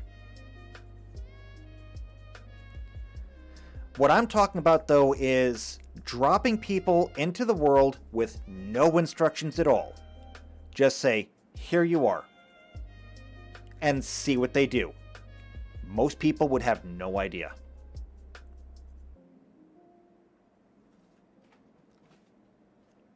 And I think that's something important to consider. I mean, it's one of the reasons why they debated for a very, very long time letting people vote. Because they said people who don't have a stake in the community should not be allowed to vote in the direction of the community. So who then was allowed to vote? It was the people who either owned land or owned businesses. And why? Because if you owned the land, you had a grounded stake in what the community was going to do. You wanted your community to thrive. Because if the community thrives, so do you. Your property does well. Same thing if you own a business. You're not going to vote for something that's going to harm your community, because if your community is harmed, so is your business. But when you started to let people who didn't have a stake in it vote, that was when we started to see things kind of go downhill. Now, for a while, it was kind of okay, but heading in that direction.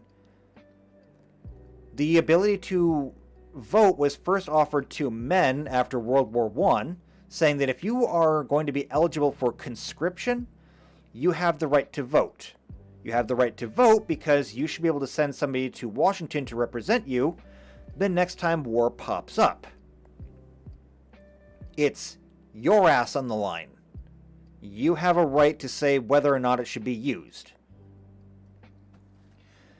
However, as the vote got expanded further and further and further and further, to the point where it's now being extended to people who are not even citizens of the United States.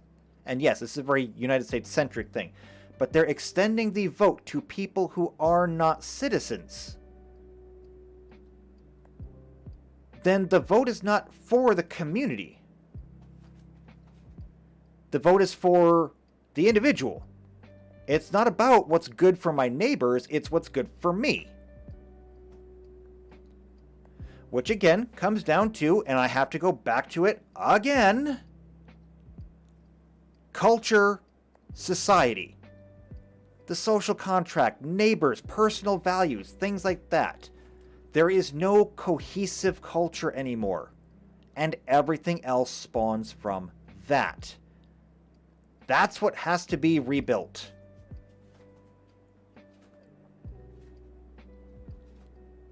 Tux says, turns out letting everyone vote was a bad decision. It kinda was. It was a bad decision, but it was a good intention. But the road to hell is paved in good intentions. I mean, letting everybody vote sounded like a nice idea, but it also is the same thing as like saying, let's have chocolate cake for breakfast. It sounds like a great idea. It's probably not a great idea. But it sounds good at the time. Or, you know, eating a whole bucket of ice cream. Yeah, that's going to be really fun right now. It's not going to be as fun in an hour. But unfortunately, when it came to things like giving the universal vote, or I don't even know what you call it now. Now that people are being allowed to vote without, you know, even citizenship in the US, I guess that's technically universal. I mean, at this point, they are literally just a hair's breadth away. They're a hair's breadth away from just mailing voting, or mailing the voting paperwork to the entire world. Because if they're already saying that people who are here who are not citizens can vote, then why not let Canada and Mexico also vote? In fact, I'm pretty sure somebody has already suggested it.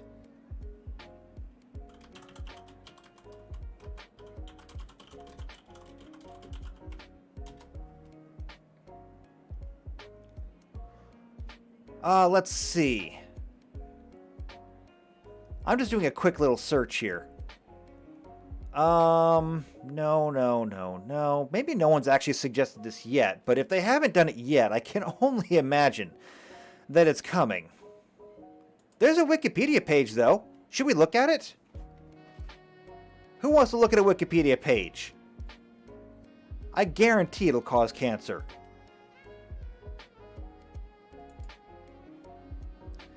Non-citizen suffrage in the United States. Pre-1926. I'm just going to jump ahead and look to the 21st century. Let's see. States with an only citizens clause. Well, I can't imagine. 8 state constitutions explicitly require citizenship for voting. Bullshit. Because California's on that list. And California explicitly does not require it.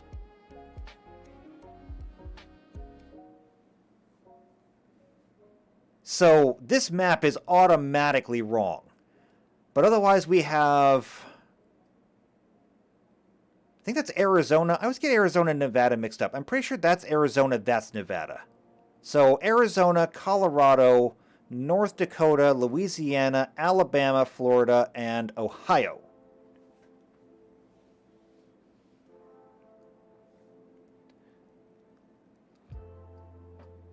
Let's see. And it says California judge interpretation of state's constitution in 2022. Again, bullshit, because California does not require it.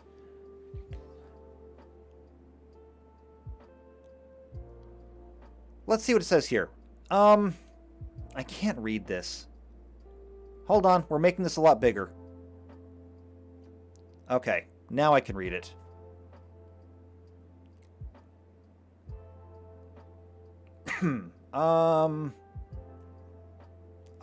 Up.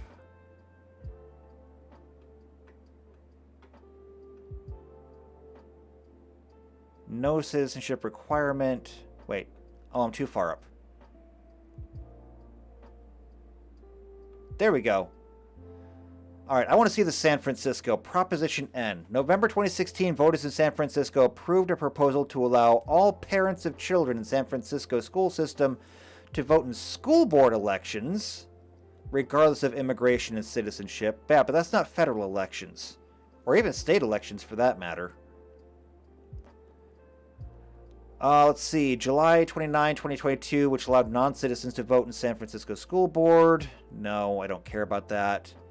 Like, I don't think it's good, but it's the school board. I don't care too much about it.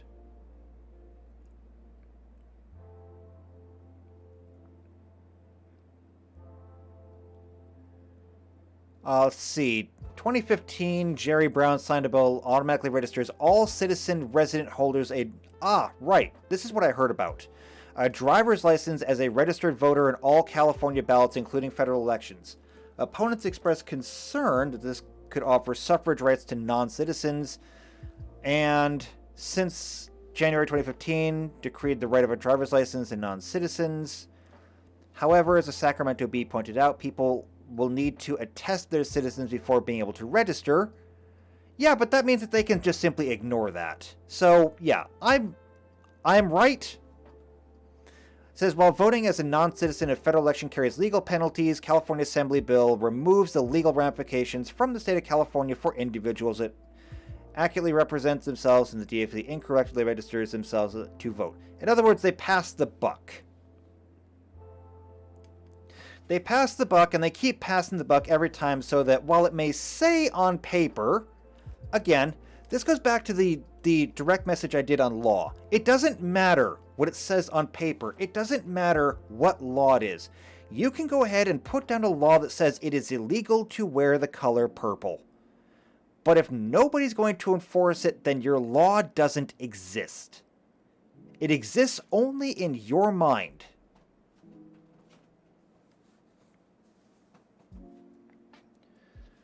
Tuxedo says, chocolate cake for breakfast is a great idea occasionally. Yeah, but see, that would require moderation, and that would require somebody to be a responsible adult.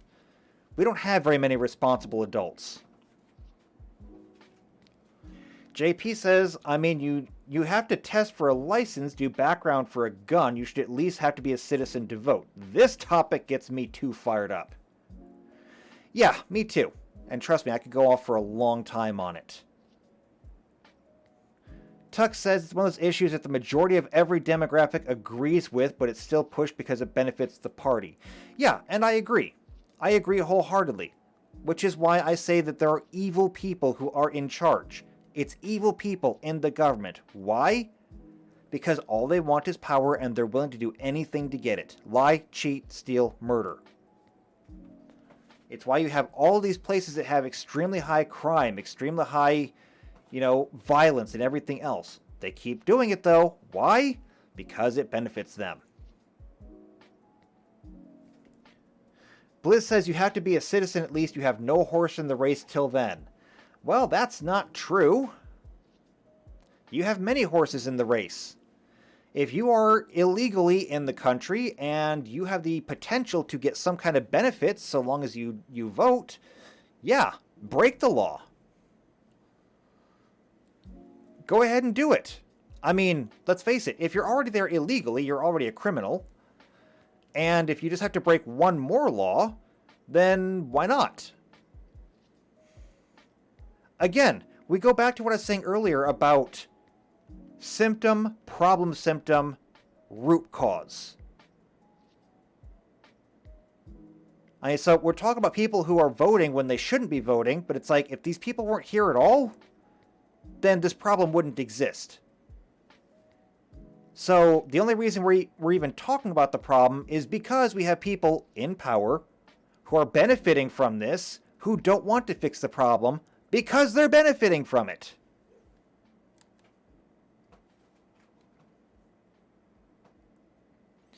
And Tuck says the map doesn't say that such laws are enforced, just that the laws exist. And I mean, yeah, technically that's true.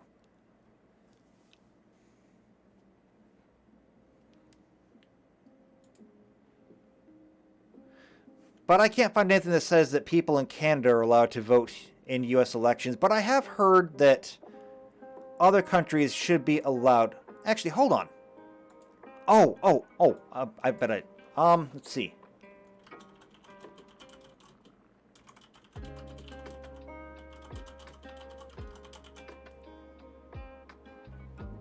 Ah, there it is. I knew that I heard this somewhere.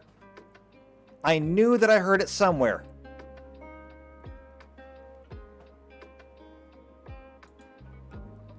From the Independent.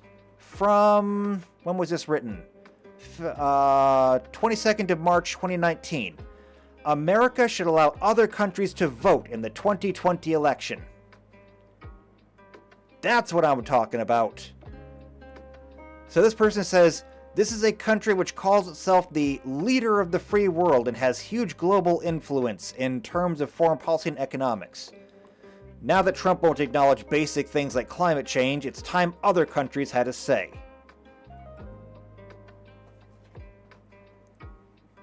And no, JP, it wasn't in the grapevine. If it was, it would have been good. No, this is instead much, much worse. So, I don't want to read this whole thing, mostly because this is mind cancer. But the entire point is that this person is making the argument that other countries in the world should be allowed to vote for the US president. Why? Just because, we're part of the world. Therefore, what happens in the US also affects them. So if it affects them, then yeah. The rest of the world should be able to vote for president. We'll just send ballots out to every other nation in the world, and we'll just collect them. Yeah.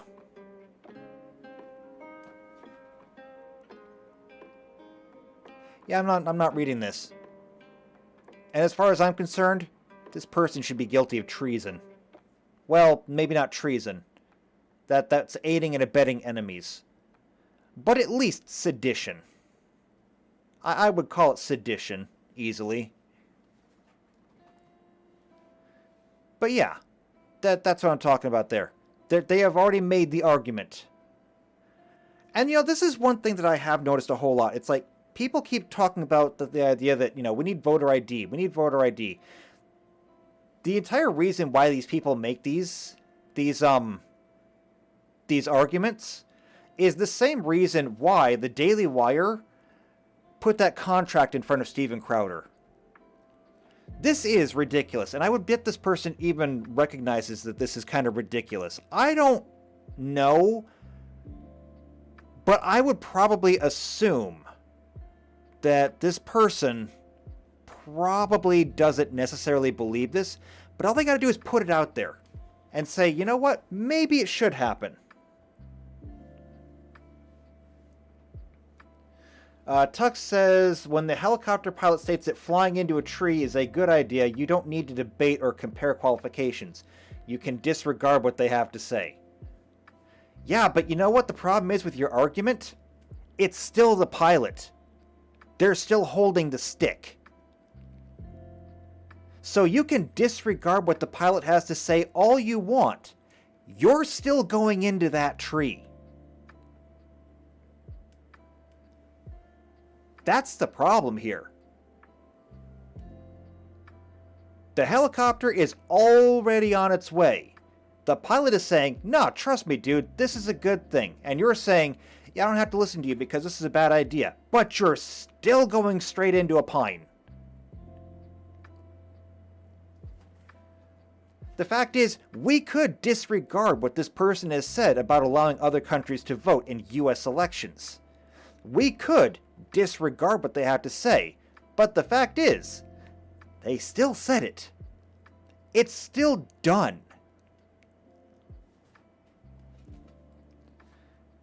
And by putting out something this extreme, even if they didn't mean it seriously, it does put the idea of having, universal suffrage in the US for all peoples here, regardless of citizenship status. It kind of makes it look less radical in comparison. But just because it makes it look less radical doesn't make it right. They just want to try and make it so that, well, it looks less radical now, so maybe we can afford to accept the lesser one. We'll compromise on the lesser one, when it's not actually a compromise at all. This is why I compared it to the contract between the Daily Wire and Crowder. Yeah, maybe this was just asking too much. But the other is still bad. And it's, quite frankly, insulting and offensive that anybody would have suggested it in the first place. But it was suggested, and we can't let that go.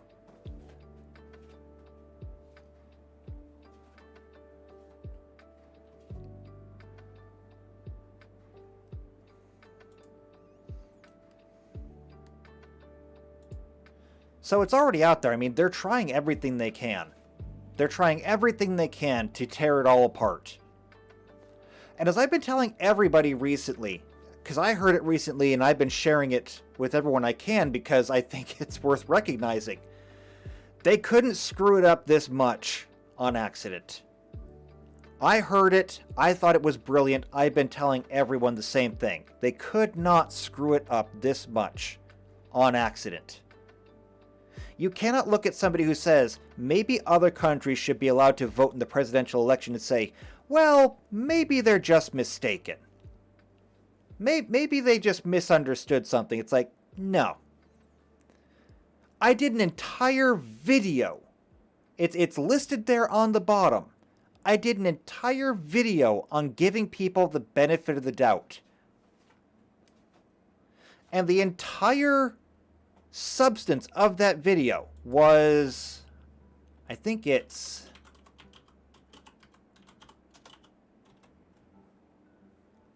Hamlin's razor, which states, never attribute to malice that which is adequately explained by stupidity. Well, it's not adequately explained by stupidity. There is too much of it. It is too persistent. It is too frequent. There's almost never an instant that something happens and it's beneficial. It's always detrimental. Tuxedo asks, am I on Rumble? No, I am not multicasting this one. I don't even know how to multicast yet, so I am just on YouTube. I have a Rumble channel, but I'm not doing this on Rumble. Should I be? Should I move the lectures over to Rumble? Because, like, I doubt anybody would find them then. But, I mean, it's maybe something that I can look into. Anyway, though, Hamlin's Razor. We can no longer afford people the excuse that they're doing this by accident. It's like I keep trying to tell people when they talk about the people we have in government right now, or politicians in state governments, or celebrities, or influencers, things like that. And they try to tell people that they try to say this person is insane. It's like you're talking about somebody who says, well, maybe we should, like, give puberty blockers to all the kids in school. That way, they'll all have the chance to decide what gender they want to be as they grow up, instead of, developing on their own and having maybe a choice that they didn't want to make forced upon them. And you'll have people that'll come by and say, that's insane.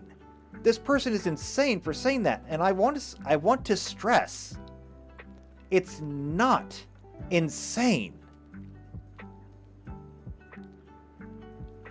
Do you know what insanity means?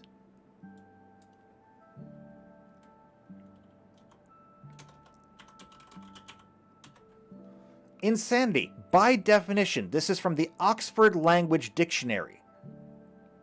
It is a state of being seriously mentally ill or madness. But somebody who is insane, somebody who is psychotic. What if I do this? DSM psychosis. Psychotic disorders. Can I just get, like, general psychosis? Here we go. Purpose of review, recent findings, summary. No, this is not even the DSM. It's the National Institute of Health. Okay. What are the DSM checklist for psychosis? They must have the presence of one or more of the following symptoms: delusions, hallucinations, disorganized speech, or grossly disorganized or catatonic behavior. This is psychosis. Now, do people necessarily have disorganized speech? Well, unless they're Biden, usually no. Grossly disorganized or catatonic behavior? Usually no. Are they hallucinating? No.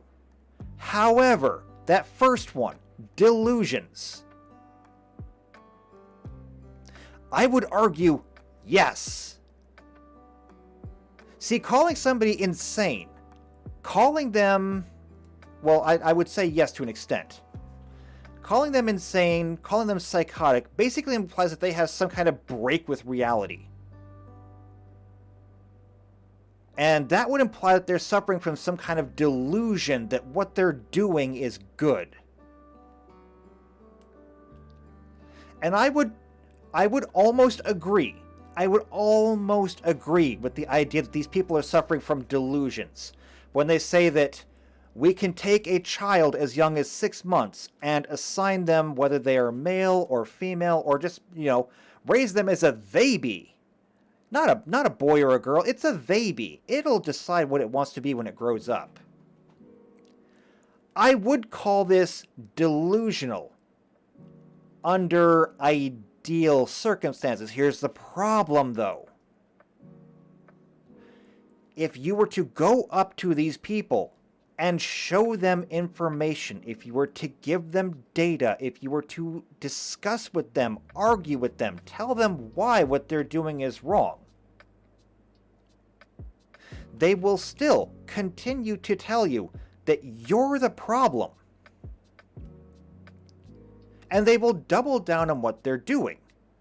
Now, this, as far as I'm concerned, only has two outcomes.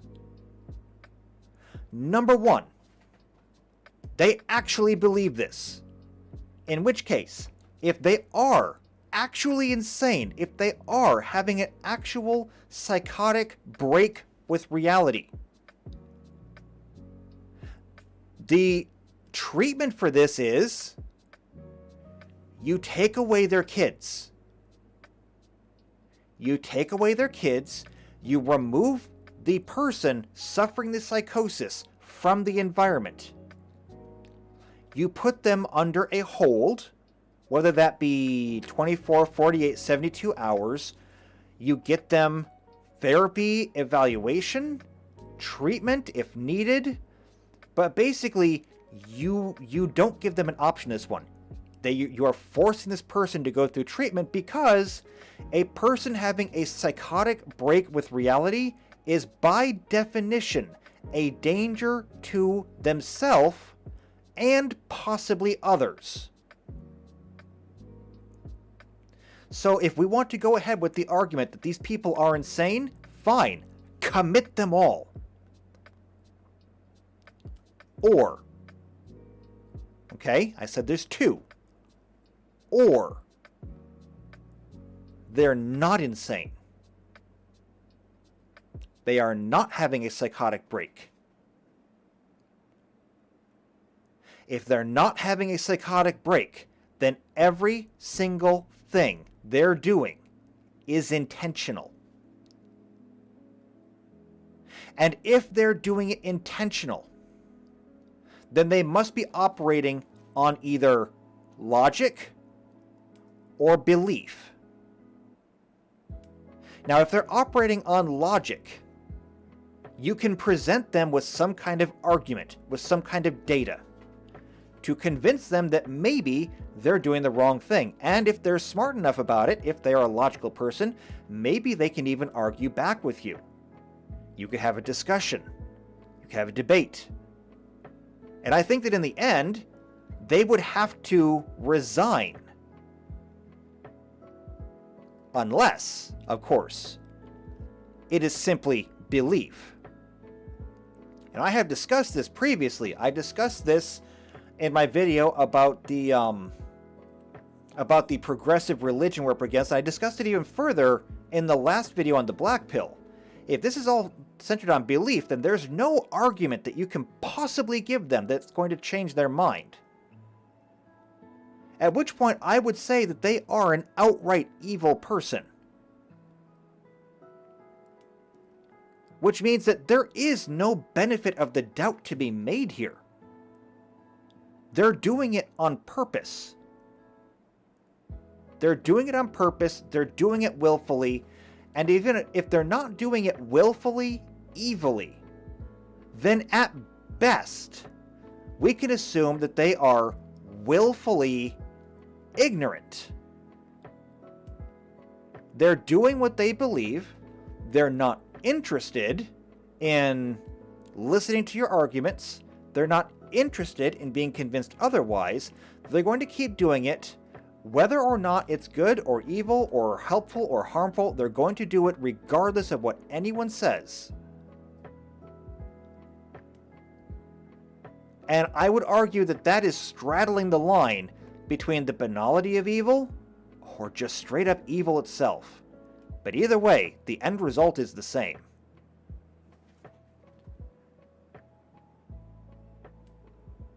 And when you look at the way our society is going, not just in the case of, say, the trans issue, and especially the trans issue with children, but when you look at the economy, when you look at government policy, when you look at criminal policy, when you look at the legal system, they could not be screwing it up this much by accident. It's not possible.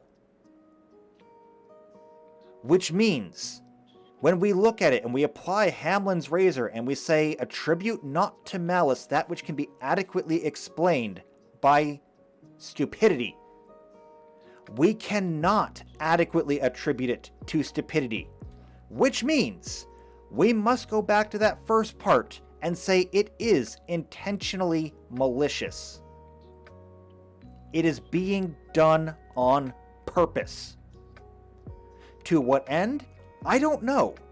I don't know what the end goal is. All I know is that somebody is working towards one. Well, not somebody, a lot of somebodies.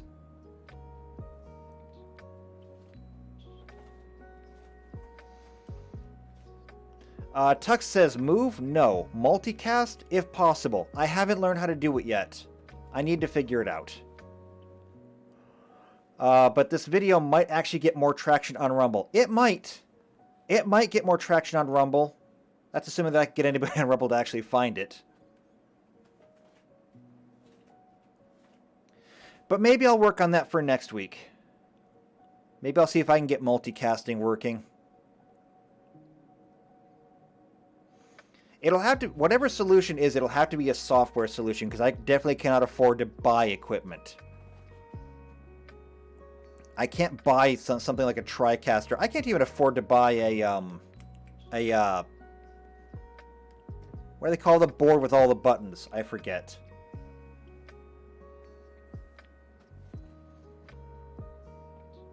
Stream Deck. That's the word. I can't afford a Stream Deck. So every time I want to, say, bring up Chrome, I have to come over to OBS and click the little eyeball, which is hard.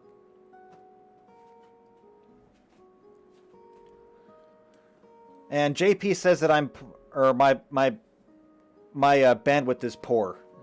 Yeah. Or he's pitting my bandwidth if I ever do decide to multicast. Yeah, that's also something that I have to deal with. Because if I look at my connection now... Yeah, my connection's in the yellow. It's not great. My bitrate is 2670. The recommended is 4500. But I mean, like I said, I live out in the sticks. I'm in the dead middle of Pennsylvania. There's nothing here. I'm so deep in Pennsylvania right now that even Starlink is like, I can't find it. Elon Musk is somewhere in California flipping knobs and dials trying to figure out where the hell I am.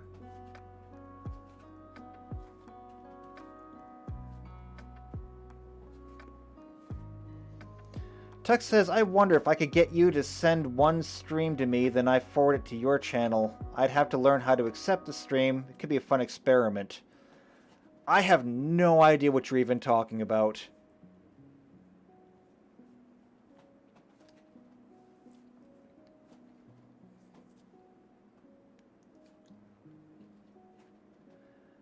JP says, out in them coal hills. Well, hills, yes. Coal?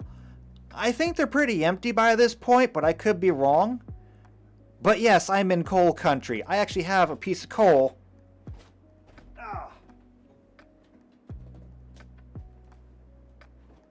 Right here. I got a piece of coal. I mean, you can't see it, but I got coal. Believe it or not, this was actually a gift for me, like, as soon as I moved here.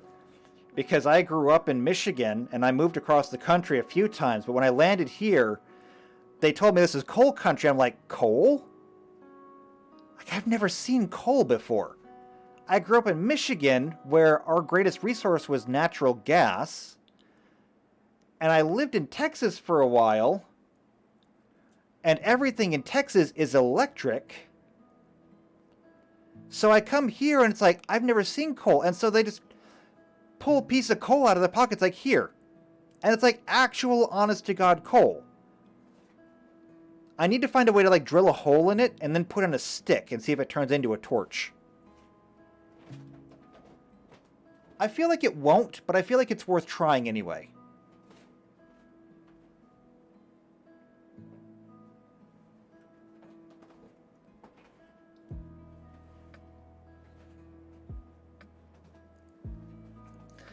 And Tux says Pixar didn't happen. Look, yeah, I still haven't decided whether or not I want to actually show my face. Because ain't nobody want to see this. I tell you what I'd really love to have. I'd really like to have one of those VTuber avatars. Just so that I can be the kitty on screen. Problem with that is I wear glasses, and VTuber stuff does not like glasses.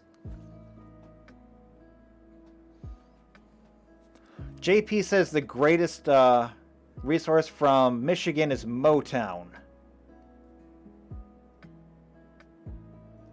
I mean, Motown's pretty good.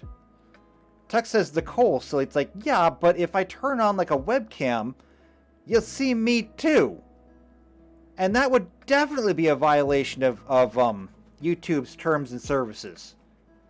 I can't traumatize people like that.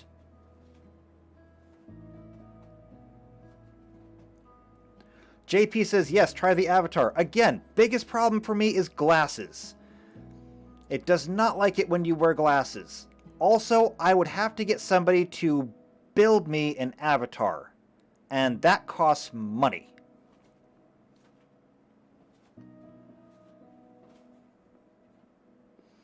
And that's money that I don't have right now, unfortunately. Upload a pic to Discord? Yes, I will take a picture of my piece of coal and send it to Discord. Tux says I've learned how to put up a cartoon avatar and get its mouth synced. Maybe.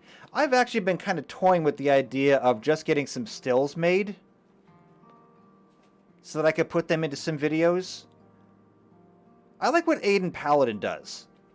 Does anybody else know Aiden Paladin? Because I like what Aiden Paladin does.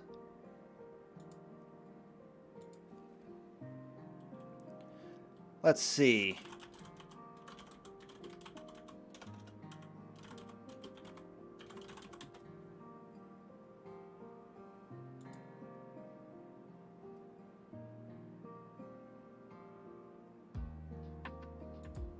You know,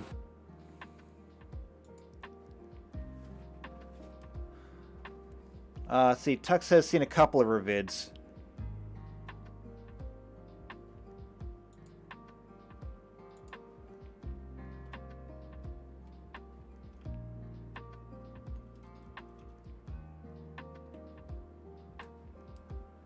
Let's see.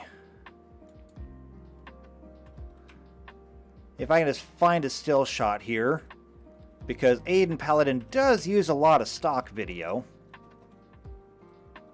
Which I'm a little bit jealous of. I wish I had that kind of library of stock footage. I can't...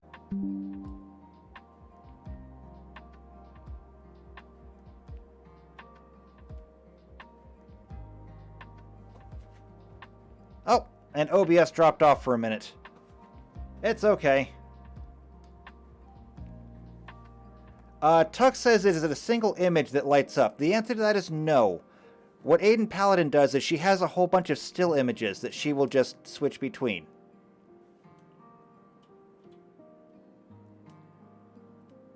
Or, another great example. This is not somebody political.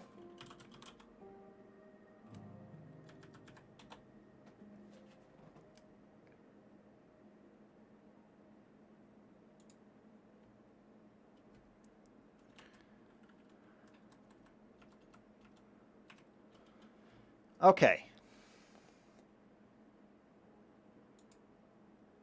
And Tux says, yes, we're back. I know, it kind of dipped out for a minute there. I can't help that. Like I said, my connection is garbage. Anyway, though, this is Shady Do Rags. He does reviews on, like, cartoons and stuff. However, he has an avatar. And all he does, it's really simple. Oops. Go there. Is he just has stills with different expressions on them. Or different gestures. And it works. You don't need a whole lot more than this. Animated would be good. Animated is cool. But this is simple. And it's all you really need. So I kind of want to get something like that at some point.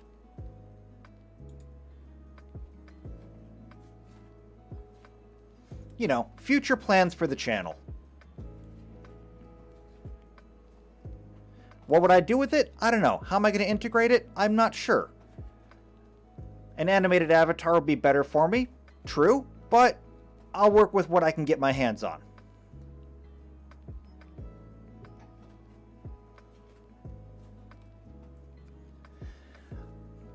Right now, just kind of working on getting more content out, because after seeing different schedules from other people, I realized that I could be doing so much more.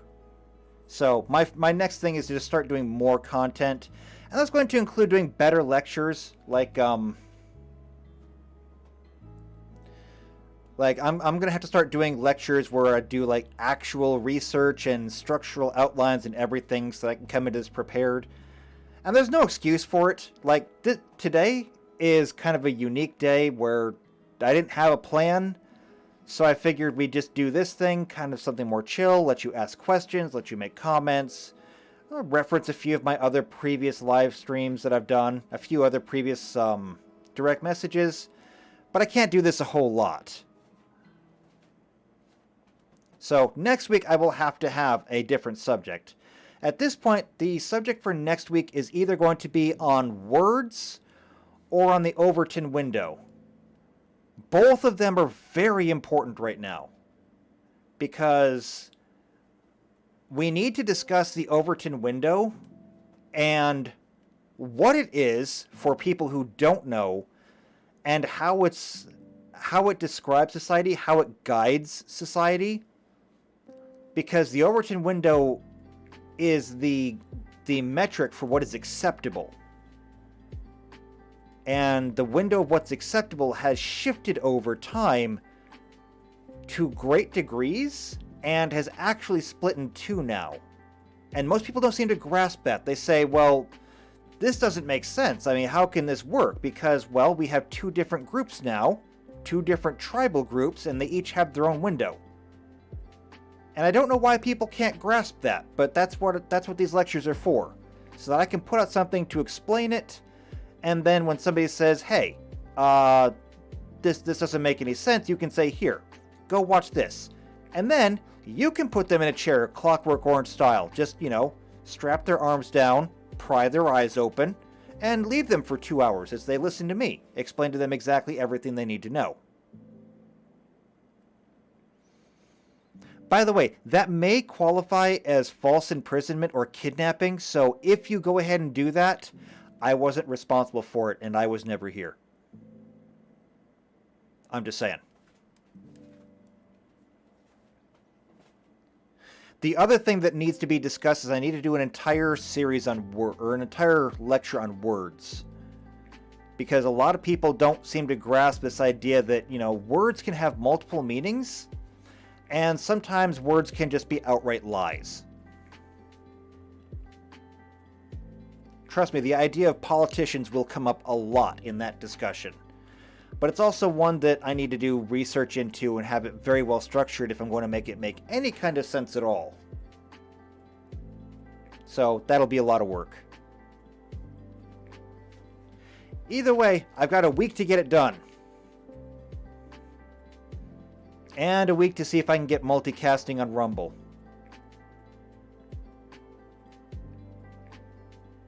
I have a lot to get done this week.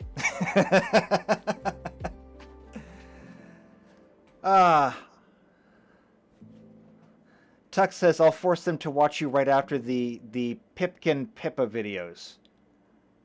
I don't know what that is, and I feel like I don't want to know. I feel like I'm going to remain blissfully ignorant on this one.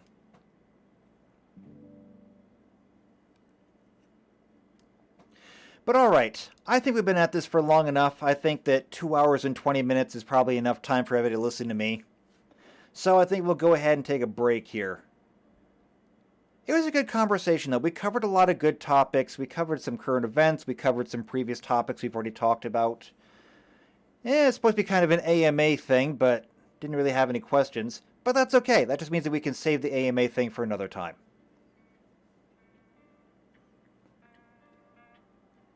not wasted just because we didn't really get it. It'll be a lot better once I have a lot bigger audience too. Because I have like 270... Oh, one. I have 271 subscribers. Wait, did I? I lost a subscriber. I feel betrayed.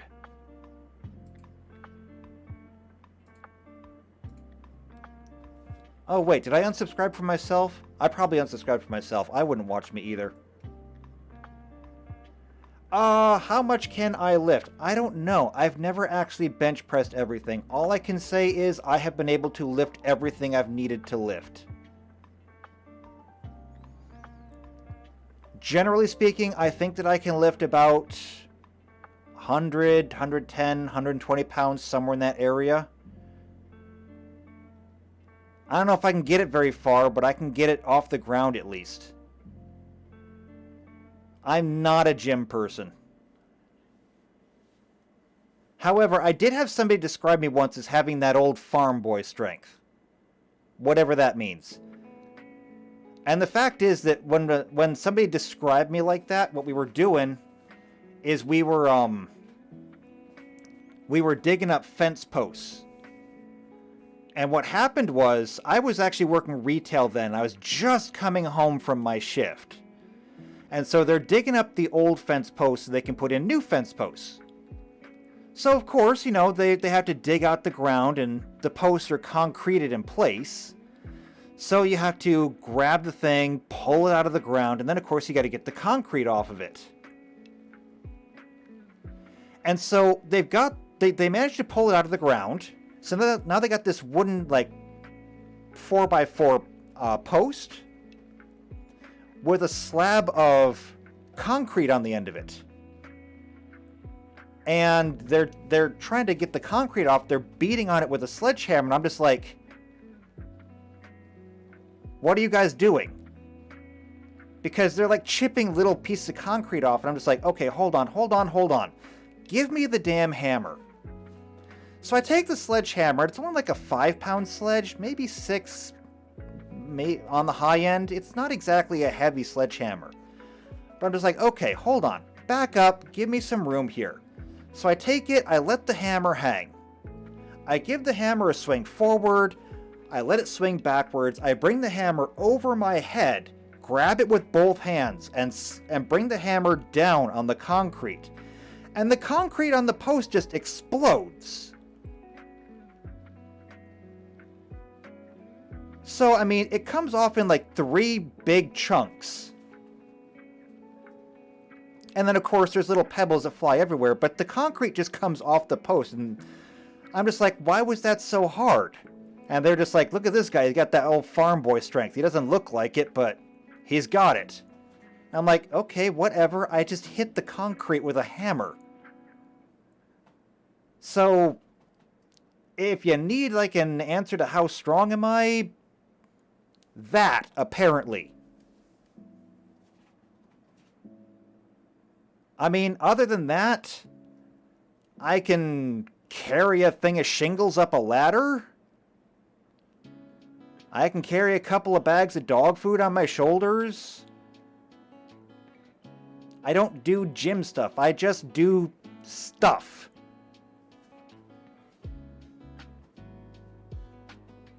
And yeah, it's a pretty normie question. But that's because normal people go to the gym.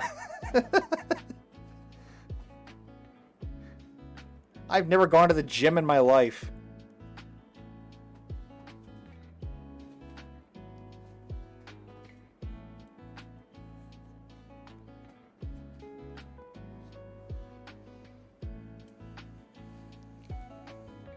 I don't know. My thing in life is that I've basically just been able to kind of do everything I've needed to do.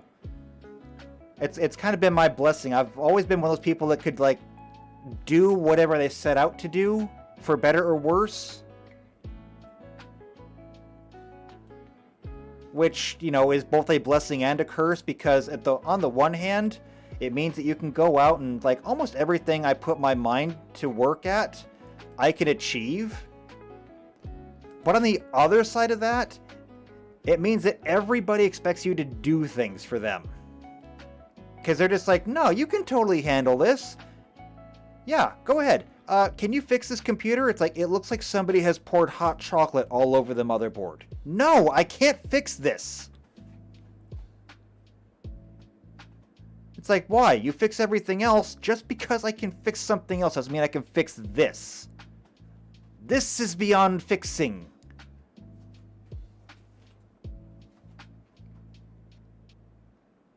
So yeah, it has its ups and downs.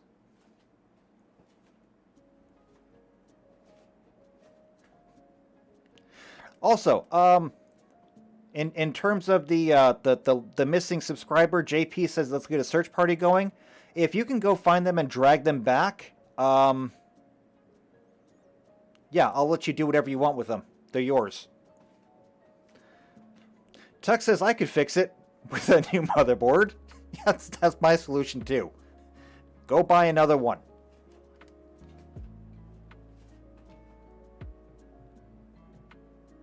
JP says, promise? Yes, I promise. If you bring them back, you can do whatever you want with them. I'll condone it. Just don't ask questions. Okay? And if anybody comes asking questions about it, I will deny them up and down.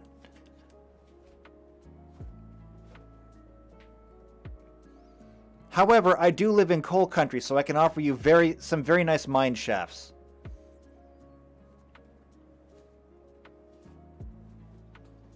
That's about the best I can do for you.